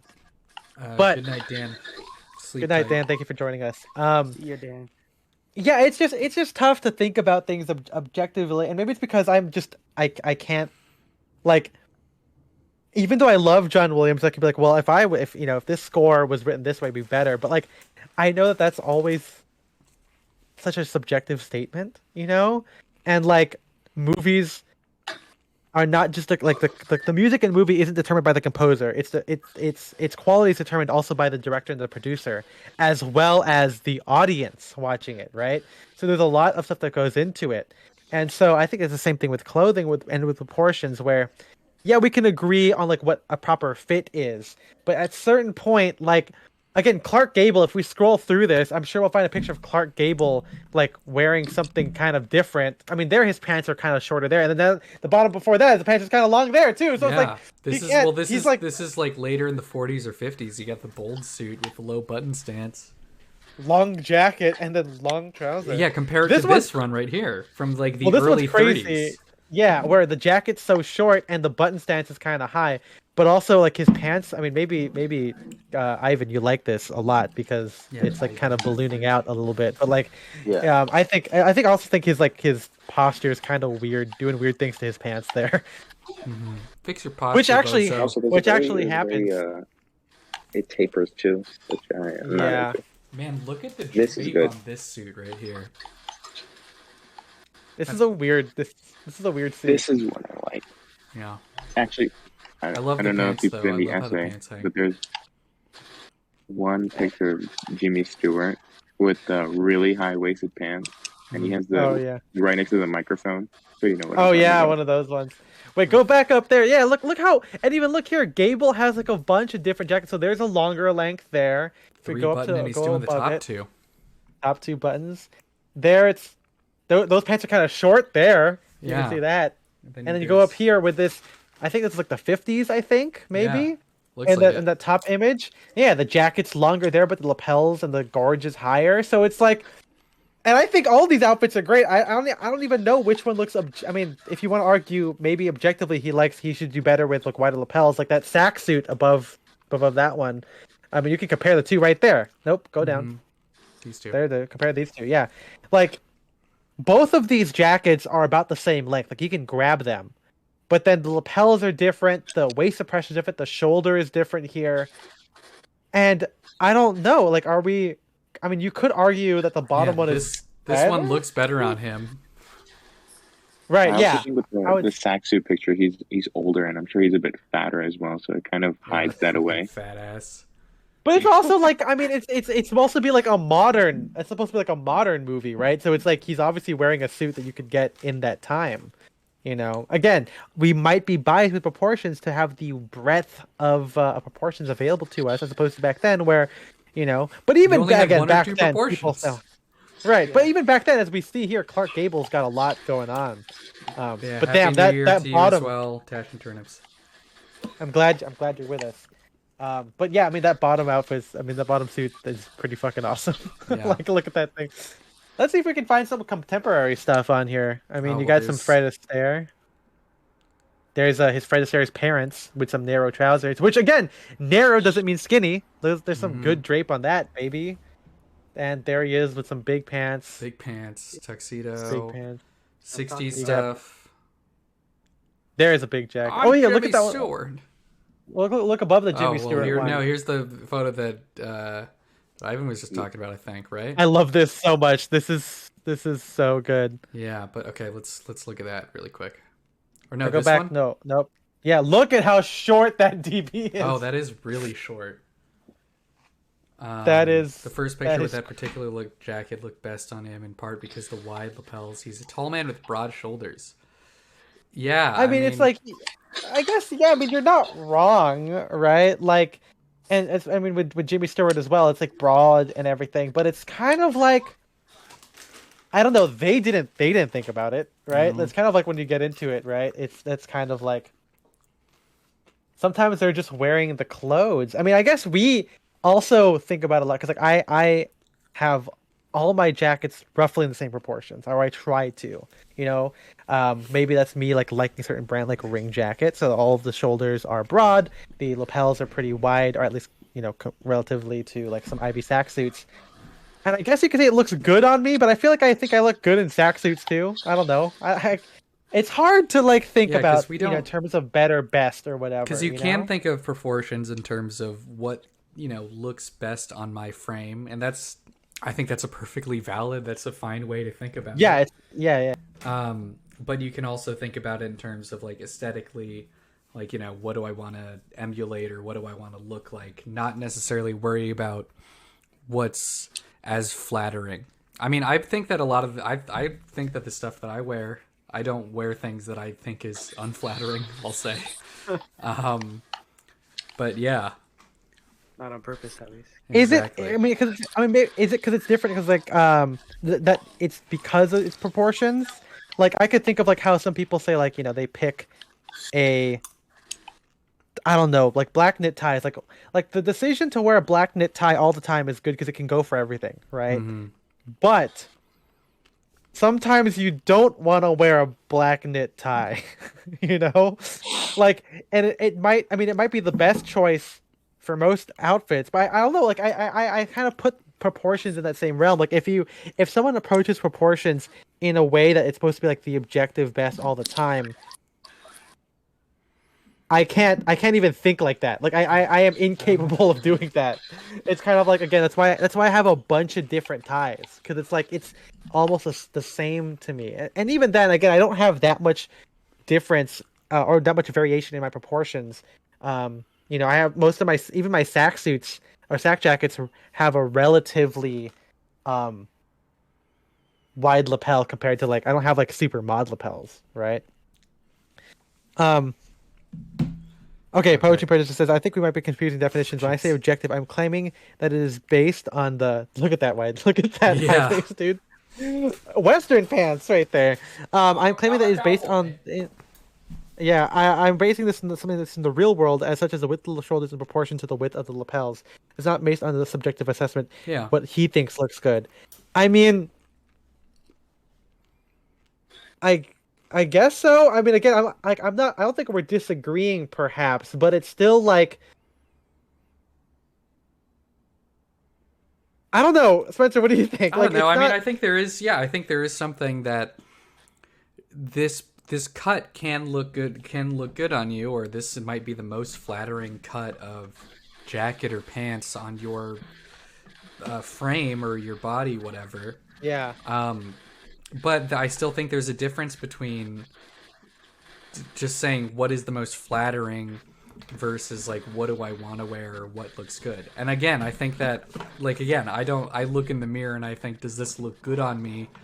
And if it doesn't, I change.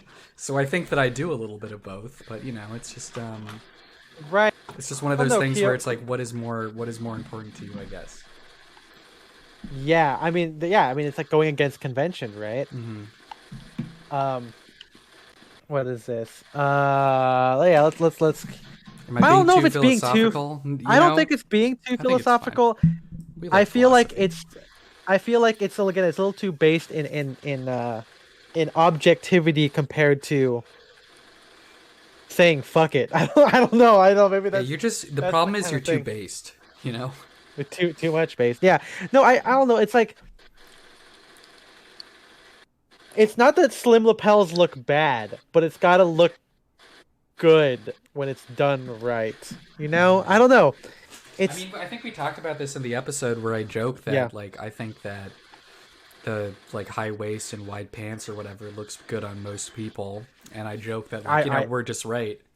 Yeah, we do say so that. If you think about it, if you when you put it that way, I guess we do kind of think about what's flattering. I know. I was gonna say like we definitely have a preference here, but I think it is based on the fact that our choices aren't based on the real world shoulders, but just because we like that particular aesthetic in general. It's not based here on like, again, like, so when we look at this picture of Jimmy Stewart, it's not that like, oh, this looks best on him because he's broad. This looks really good on him because it's 1940 and it looks really good. Like, it's like I guess we don't really take the body itself into consideration. That might be the biggest difference here. You can let it roll. It's fine. We're just addressing what the chat says. There's no need to worry about it. But again, like I think when we're looking at this thing, it's like, oh yeah, this is Jimmy Stewart in what movie is this? I don't know what movie. I don't even know what promo this is for. This looks like 50s. It could be 50s. Yeah. So like that's how we look at it. Like that's how we always look at stuff. So it's really tough for us to get into that whole body mindset, because again, it's like when you ask us what looks good on you, or when I get asked a question, I'm like, oh yeah, what do you want to look like? Do you want to look 60s or 70s? I don't even talk about your body. I will say, but we will say that again, for most things, the commonality is a little bit of a broader shoulder and a wider trouser and a higher waist. We can once again kind of compare like two eras or whatever. So this is presumably 1950s, whatever, and then we have a screen cap from Mr. Smith Goes to Washington, which was like 1939. And broad shoulder here too. It's like different. Kind of similar. So the pants are pretty similar. The jacket length is pretty similar, but very different. Like button stance, button spacing, placement. Lapels are different, so you can kind of compare it. I also don't think that the suit that he wears in Mr. Smith Goes to Washington is the most flattering on him either. It's also, I will say, I don't like it. So. Yeah, but it is a very 30s suit. And then here we have him when he's an old man in the 80s or whatever. Look at that. Kind of a broad shoulder still. Yeah. But with a relatively slimmer lapel. It's like... And here, when I look at this, it's kind of like... My point here is that the slim lapel doesn't look bad because it's not proportional to the shoulders. It's just because I love the 30s cut more, or the 40s cut more, or I guess the 50s one, I should say, compared to this one, But I feel like if you asked him back then, he still looks pretty good. I feel like he's still dressed like himself here. Striped shirt. He has the pin collar shirt, the rep stripe tie and everything. So yeah. And then let's see. Let's try to find some more contemporary. Oh, that's a great. Keep going. Great DBs right here. Look there, he fixed his pants. It's the same outfit from earlier, but he fixed his pants so they're not like slouch. They're not like breaking a lot. That's funny. And look how cleaner it looks. Obviously, I think the jacket is still a little too baggy and long. I think not baggy, but boxy. Just boxy. Yeah. I am boxy. You see. Yeah. Is that his wife? I'm not trolling. It's his wife. Yeah. Anyway, thank you. We got some kids right here. The funny thing is, I found that not by searching up like bad face, but because it came up for James Stewart. That's the craziest thing. Jimmy Stewart took the photo. I'm always. Oh, look at that. This is like my life, dude. Yeah. This is from the movie where he hallucinates a rabbit. I can't remember the name of the movie, but yeah, this is book core. I'm declaring it. Yeah. There's Ranch Core. Yeah, Ranch Core. Oh man. Even William Powell here, he, kind of a bigger thing here. What's up, Connor? What's up, Connor? Thank you for tuning in so late. Yeah. Low buttoning DB there. Mm-hmm. Okay, and let me let's scroll keep going. to find some more contemporary Keep going. ones. There's some weird shit here that I included. I keep wanting to pause, but we only got 20 minutes left. We got to find. I know we went some examples. Posts. There we go. Here we go. Okay, the Ludlow suit. Should we do our analysis? The Ludlow. Hey, they're already doing the analysis here. Yeah. But I will say the Ludlow suit has changed. It's not this slim anymore. I think this is from like 2014. Was this like the introduction of the Ludlow? Could be, but man, is this bad. Mm-hmm. It's just, sorry, Berkeley, but it's just not, like, I think the buttoning point isn't bad, but it's just too short, I feel. You know what I mean? Like, it's just, I don't know. It just seems out of whack. I mean, you could argue that the pants drape pretty well and there is a figure, but it's one of these things where it's very emotional, right? Where it's like, it's not that he doesn't have a figure and that the pants aren't drapey. It's just that there's something off about it, Something's off. I love them talking about like, yeah, look at these 2.5-inch lapels, bro. That's the size of my collar bar. And then are these suit supply suits? Yeah, suit supply, the Napoli suits and everything like that. And even here, look at these Ludlow suits. They're even different than the because these two are the one. unstructured ones. This one I don't. Oh, but the first one, and that one, the jacket looks longer there for some reason. I think it's because it's like fuller cut. The jacket actually doesn't look bad there. I mean, you could argue the trousers are whatever, but Yeah, some more. And again, here it doesn't the one on the right doesn't look too bad. I mean, look at how it plays with your body. Yeah, I do kind of like the figure that it has. I think the waist suppression, the kind of fuller chest. I don't know if that's I don't know if that was intentional. Yeah, but I think it looks good. I don't think this looks good. Yeah. Broad shoulder and skinny pants doesn't look good. Yeah. I mean, again, we're being objective here. Or subjective, but it's also objective. I don't really like I mean, I think I talked about this. I don't love the lapels that are just way up to the shoulder. I don't think that looks very good. Yeah. Okay, very classic proportions. I didn't use this one because I thought that would be too, not that it would be mean, but I don't know. I didn't use that image. Yeah. In the blog post. The Crosby suit, 2 1/4. Which I own. Yeah, I own this because it was bigger, but because it's bigger but still short, it still looks weird. Dude, imagine your jacket ending where your pockets begin. Like that's crazy, dude. That's fucking crazy, man. That looks bad. I don't know what it is. The length of the vest, button spacing seems off. I think double-breasted vests are really, really, really hard to get right. Yeah. Let's see if there's any armory examples or something. Oh, here we got Anglo-Italian. Yeah, that's nice. There's some got Drake.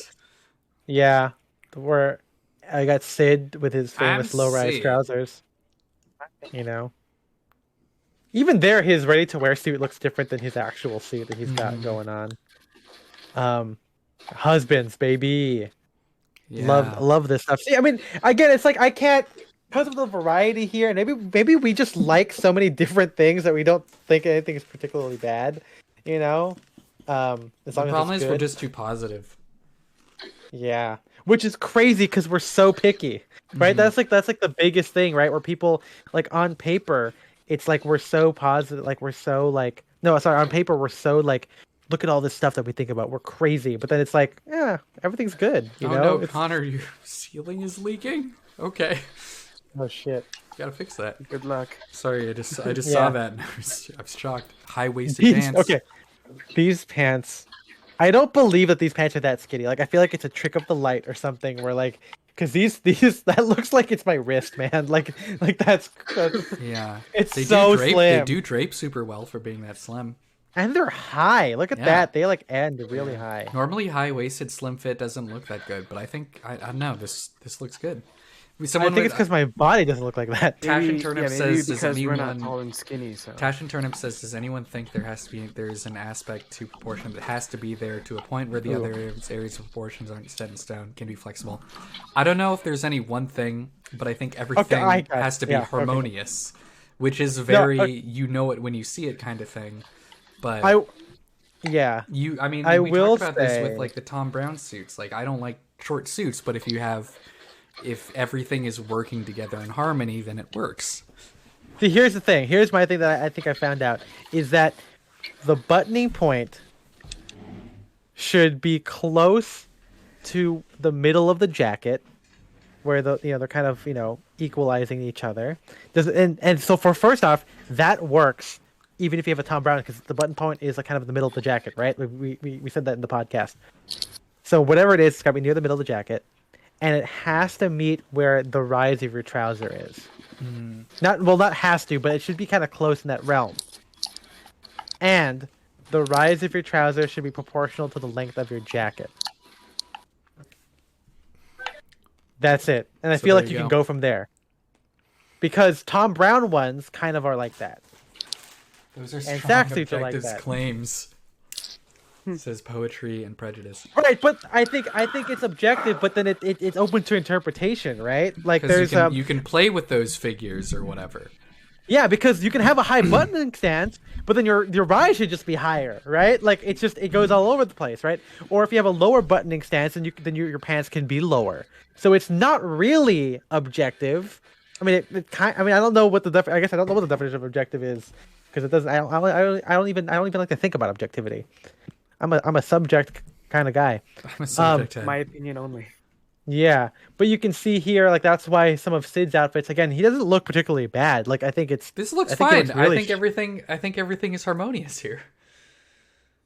Not to the buttoning point of the jacket, but I mean that's his personal taste. I mean, I think he says he likes a lower rise because he likes a longer torso, which is. I mean, you can be wrong. It's fine. Here's something. Yeah. See, I wanted to talk more about like trouser tapering and the levels of trouser tapering. Also, look at how short that jacket is. Mm-hmm. But sorry, right there. But I'm pretty sure it's close to where Mark's trouser rise is. Not exactly, but at least it covers it with, of course, the jacket. I mean, if we're talking about borrowing from different eras, this looks that kind of reminds me a lot of like a 30s jacket, like an early to mid 30s kind of like length and like broadness of the shoulders and the chest and everything. Yeah, because it looks roughly the same length as say like a Ludlow jacket, but the difference there is the buttoning point and the lapels. Everything is kind of harmonious. Yeah. Right. It doesn't feel off like a J. Crew one does. Excuse me. You're excused. But yeah. I mean, I wish I could be like Mark and keep that jacket, but I feel like I've gotten rid of any jacket that looks like that. That's a Sitchio suit, which he corrected me because I thought it was a Model 101, but it's not. And he even said, "Ethan, where did you get this picture?" And I'm like, "I don't remember." He's like, "I don't even remember taking this photo."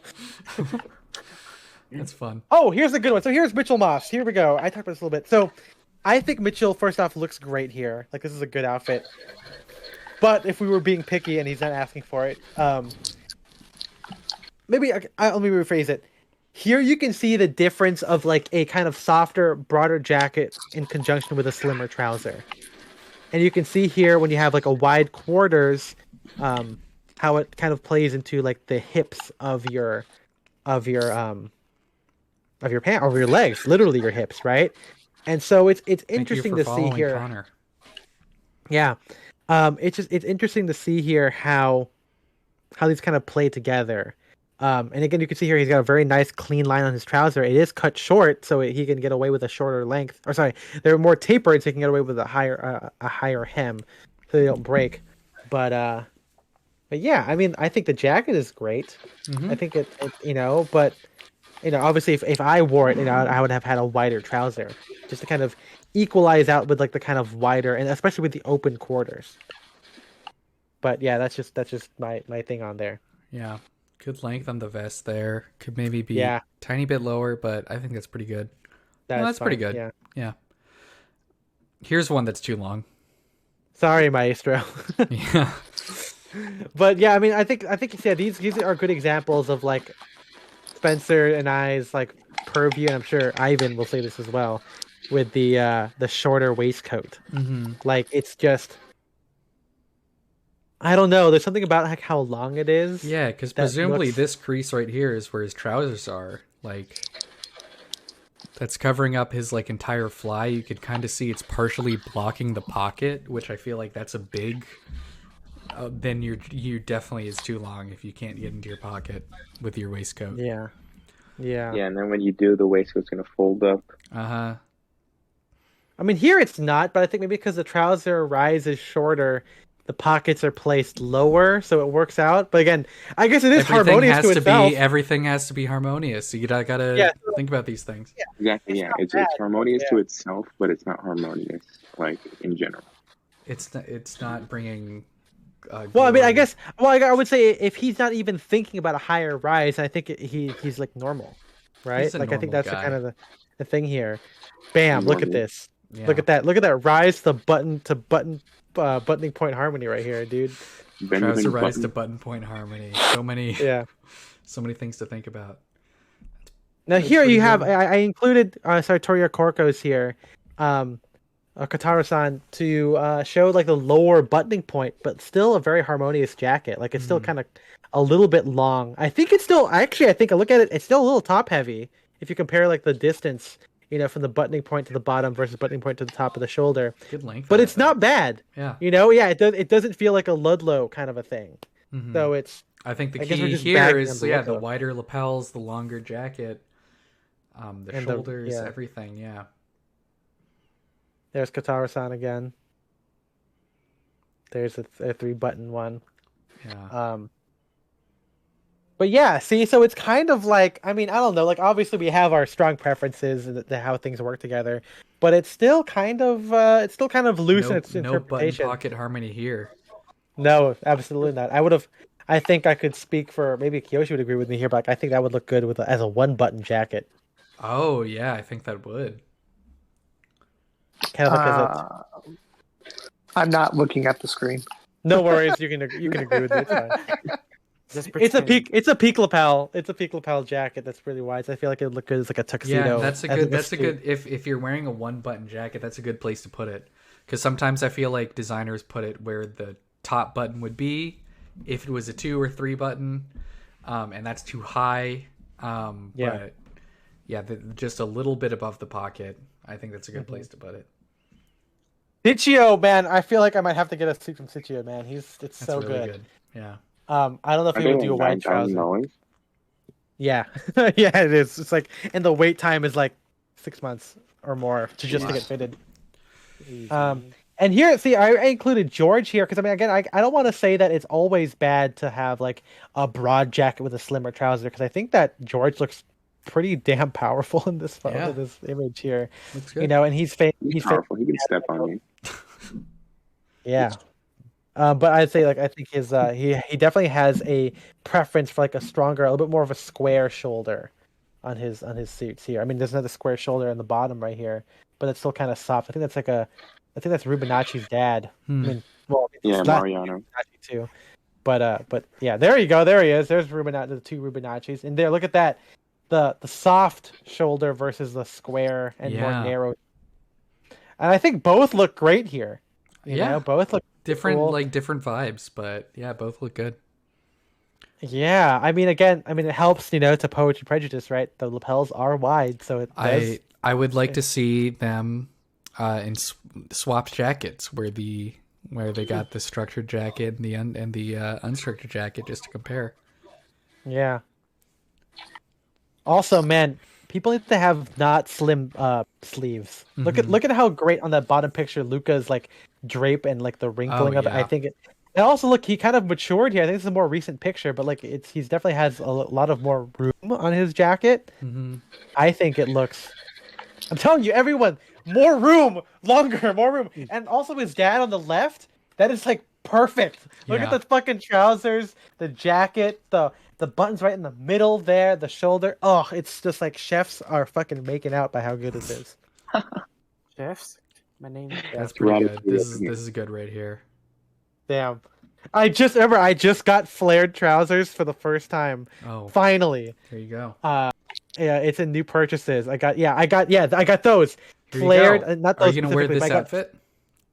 I am gonna wear it when we hang out with Young Chomsky on Wednesday. I am definitely doing this outfit. Nice. But yeah, I'm gonna wear khaki flared leg. And the thing is, the flare is a little bit long, and it's like less than half an inch too long. Because I guess obviously, like my body might be different from whoever previously owned it. But I'm like, do I just embrace like the kind of slouch of like the break of a flared leg pant, which I think actually can kind of work sometimes compared to like a regular straight leg, or do I take it to my tailor and be like, hey, can you like feel like this half an inch, But we'll see. I might just hike it up high and I'll see how it goes. Do it. Get some nut action. Nut action, man. Yeah, but damn, oh yeah, see, look here. We got Taylor Cade, Yamamoto-san, with a long jacket, seems almost Edwardian in how he's wearing it. Yeah, and look how wide set those buttons are. Exactly, and like look at how much room he's got in the sleeve there, and looks to me. I mean, the one thing that always stood out to me with Taylor Cade is that I definitely think his shoulders are broader than what a typical Ivy jacket would be. Mm-hmm. I feel like there's a little bit of like expression and extension there, at least on what he typically wears. Compare that with Dick Carroll here. The shoulders look narrower. I think it's his stance kind of playing up the kind of Tom Brownness of this. You know, I don't think it's actually that bad. Yeah, because the jacket looks a lot shorter here. I mean, yeah, a lot shorter. I mean, and maybe this could be like a sample that they are modeling for the photo. I think I did ask Dick about this outfit like years ago. He goes, "Oh yeah, like that's not his suit." Because the pants look a little bit short too. Yeah. There you go. You got a little bit of you got Mark Cho experimenting with a little bit of breaking there. I mean, maybe there's gonna be a future episode on like breaks on trousers. I don't think I'll ever get there, but we'll see. Damn, here you go. See, look how the shoulders look here. They look a little bit more broad, right? They look like a ring jacket shoulder almost. With lovely gray olive on that one. That's a very nice color. Chore suit. Yeah, like okay, I guess going up here. I mean, I don't know if poetry's still with us, but like, are we saying that like, at what point does the lapel become too slim, right? Because I feel like these are slimmer than like, or even the one above this picture of Jake as well. Like these are a little bit slimmer than say the the Sitchio ones from earlier or something. These are some big pants and I'm sorry, big shirt here. Untucked stuff, tucked versus untucked. Look at that buttoning point right where the trousers start. That's man. What I like to see, man. Hell yeah. And here you don't see it. You know, it's just kind of fun to kind of play with. It's a mystery. And there's a little bit of break on that bell bottom on that flared trouser. See, this is what I'm starting to get inspired now. And maybe my gateway to embracing breaks is to have flared trousers. So you gotta build your flared trouser collection. Kyoshi, I might have to mail you those flared trousers, and then we're gonna start working from there, baby. We're gonna have to do it. Oh man. Ralph here. Ralph wearing, I think that's a Cifanelli. I mean, it's gotta be, right? I don't think it's gotta be. I don't think that's his thing. And boom, there's Mr. Cifanelli himself. Yeah. It's a nice 6-on-1. Yeah, exactly. It should be proportionate to the breadth of the shoulders if there's a degree of fluctuation. The shoulders of the person or the shoulders of the jacket? Because I definitely. So one thing that we've talked about, maybe we didn't talk about this too, but like it's one thing to have everything on paper, right? I think what ends up happening is a lot of people, and maybe this is because not just about the amount of brands out there. I wish I kept my double-breasted pinstripe suit. Yeah, but the jacket doesn't fit like this. That's true. That thing was getting me. Yeah. Well, so what I was gonna say is how, because everyone is used to shopping online now, we tend to look at things being like, "Oh man, that's too small." But I think, like slightly less than an 18-inch shoulder, but I buy an 18.5-inch jacket. I mean, my ring jackets are like pretty broad. I mean, look at Ethan. I mean, there you go. Look at how broad. I mean, that thing's falling off of it, man. And some people don't like that. I know a lot of people have told me, like, Ethan, why do you like Ethan Newton's jacket style? Because it's just too much. And I'm like, maybe it's because it is too much. Like, I think it's kind of sick, you know? But it's one of those things where I understand that you're saying that poetry and prejudice, that there is a degree of fluctuation there. And I feel like, again, it's like, yeah, you know it when you see it. I'm not, I think it's hard to like quantify, and I think the issue here is when guys are shopping, they're going to start to look at things like, okay, well, if I have an 18.5-inch shoulder, then I can't wear this or whatever. But I remember Henrik saying that he didn't want to buy a ring jacket because of how broad the measurements made it seem. But I'm like, dude, I wear a size 40. You can't be that much, bigger or smaller than me, right? Like it's like you just got to put it on. And you also got to fix it too. Like, I think that it looks kind of big because the jacket is, I'm talking about Ethan Newton here. I know his shoulders and the sleeves look a little bit big because of how it's bunching, because his hand's in his pocket. It's not draping, but I'm sure if he puts his hands down, it'll just drape super cleanly, you know. And I feel like people get scared of like the shoulder thing. They read those infographics or those videos about, you know, oh, do the shoulder test. Put your shoulder against the wall and see, you know, if there's like a divot or you touch it, whatever. But I feel like if you just stand still, I feel like it'll be fine, you know. And in regards to like lapels, I feel like, again, if everything else is kind of harmonious, I feel like it's fine. Like slim lapels versus wide ones. Yeah. But let's see if we can't find any more variations. Man, we're only halfway through this thing. Let's keep scrolling quick, man. 10 already. I know. We started a little bit late, but damn, there's so much. I have so many photos that I used for this, man. And there's so much good stuff.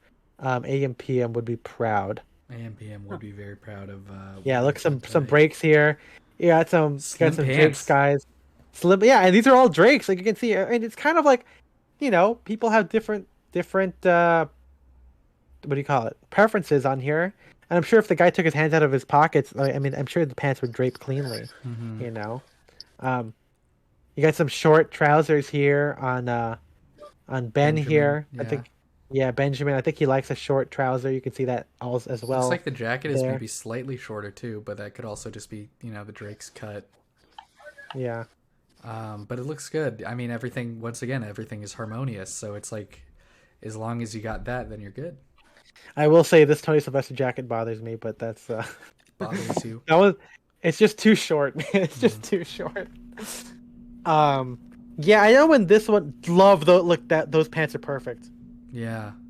Look at that. Hell yeah, man. Jesus. I mean, you can also play it up too. I mean, he's doing it there. We got Scott Frazier. But I guess the point of this whole thing is like sometimes it adds to like the personal aesthetic of the wearer, right? Like, and I think it's fun to look at it in terms of like the harmonies that you decide to attribute to your own style. Yeah. Depend on the aesthetic that you're going for. And it's like, you know, it's like, okay, maybe these pants are too big for your frame, but then if this is what you want, like again, like these 50s teddy boys here, I don't even know if those are. I guess those aren't really. I don't know what era this is. I know this is a British photograph. This looks teddy boy because you got the Chesterfield coat. Yeah, you got the double-breasted. Okay. Long jackets. See, but it's like Western cuts. You know, this is teddy boys. Yeah, and it's like here where like, you know, maybe things can be objective. Like, okay, maybe like they would look the best with like a shorter jacket or whatever, but they're being subjective in how they apply those things. Mm-hmm. And that's kind of like, again, we think about everything in terms of an aesthetic here. So it's like if you want to do 60s, well then the short lapel would have to work in that. Otherwise it wouldn't be like Ivy or Mod or something, right? Coats. Yeah, big long coat here. You know, kind of balloon carroted trousers there. Yeah.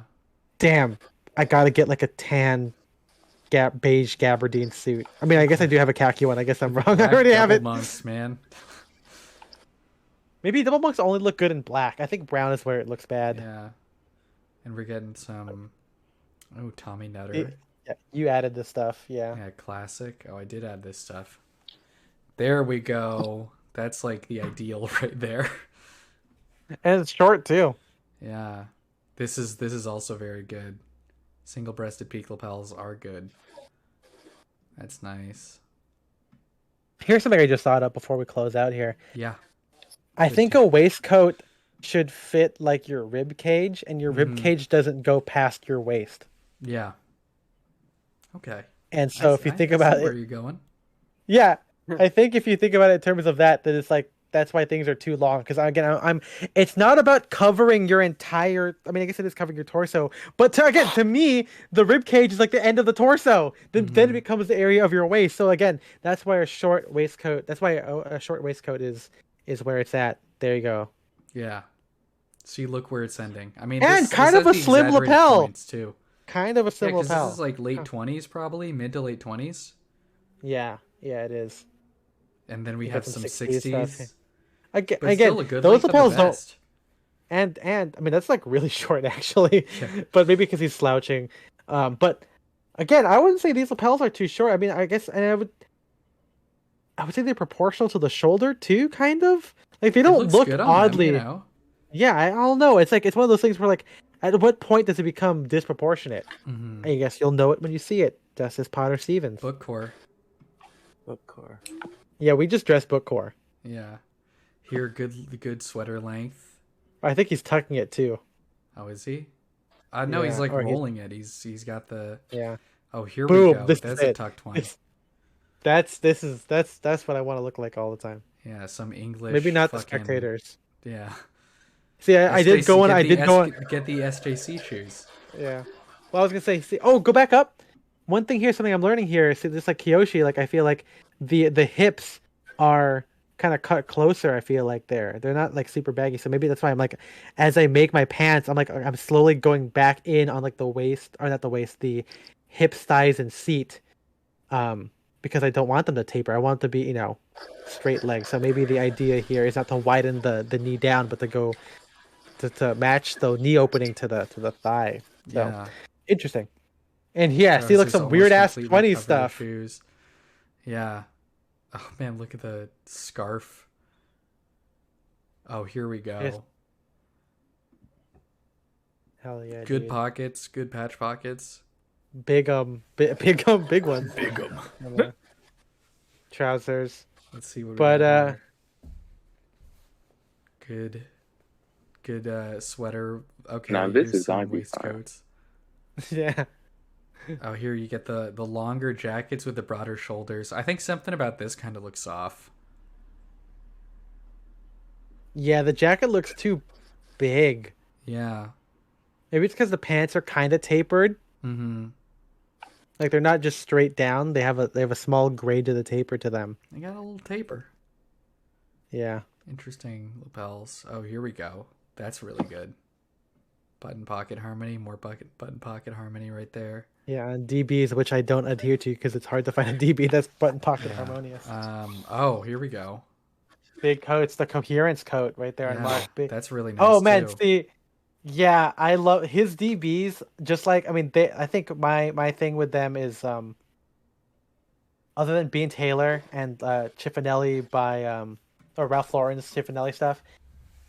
This Taylor from the Armory, or at least it goes to the Armory, is so good. It looks like. I think a DB is the only place I would get structure in. You know what I mean? Like I feel like that's where it feels. Yeah, like it looks good with structure. Yeah, but soft shoulders look good too. That's ring jacket. There's his like 50. Look at that. Okay, here we go. Before we close out, here we go. There's a slimmer lapel with a broad shoulder, but it's not that slim. I think it's also like the way this lapel is cut. I think it looks really good. I mean, again, it's one of those things where it's not as easy to say, like, you can't just widen the lapel here, right? Mm-hmm. Like, I think that would throw off the rest of the harmonies in the jacket. And so it's like one of those things where maybe you just have to find the right brand of slim lapel to make it work. Yeah, because, I mean, this one has, like, a lower gorge, which I think looks good. Yeah. Like this, again, it doesn't feel like this is like a Ludlow, right? It doesn't feel as off to me as a Ludlow or an H&M jacket.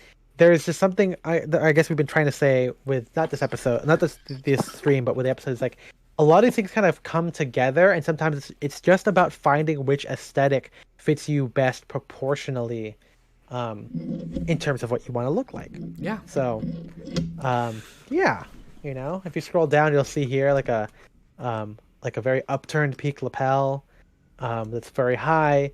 Here you've got Cade on the left, again a slim lapel compared to a wide one here.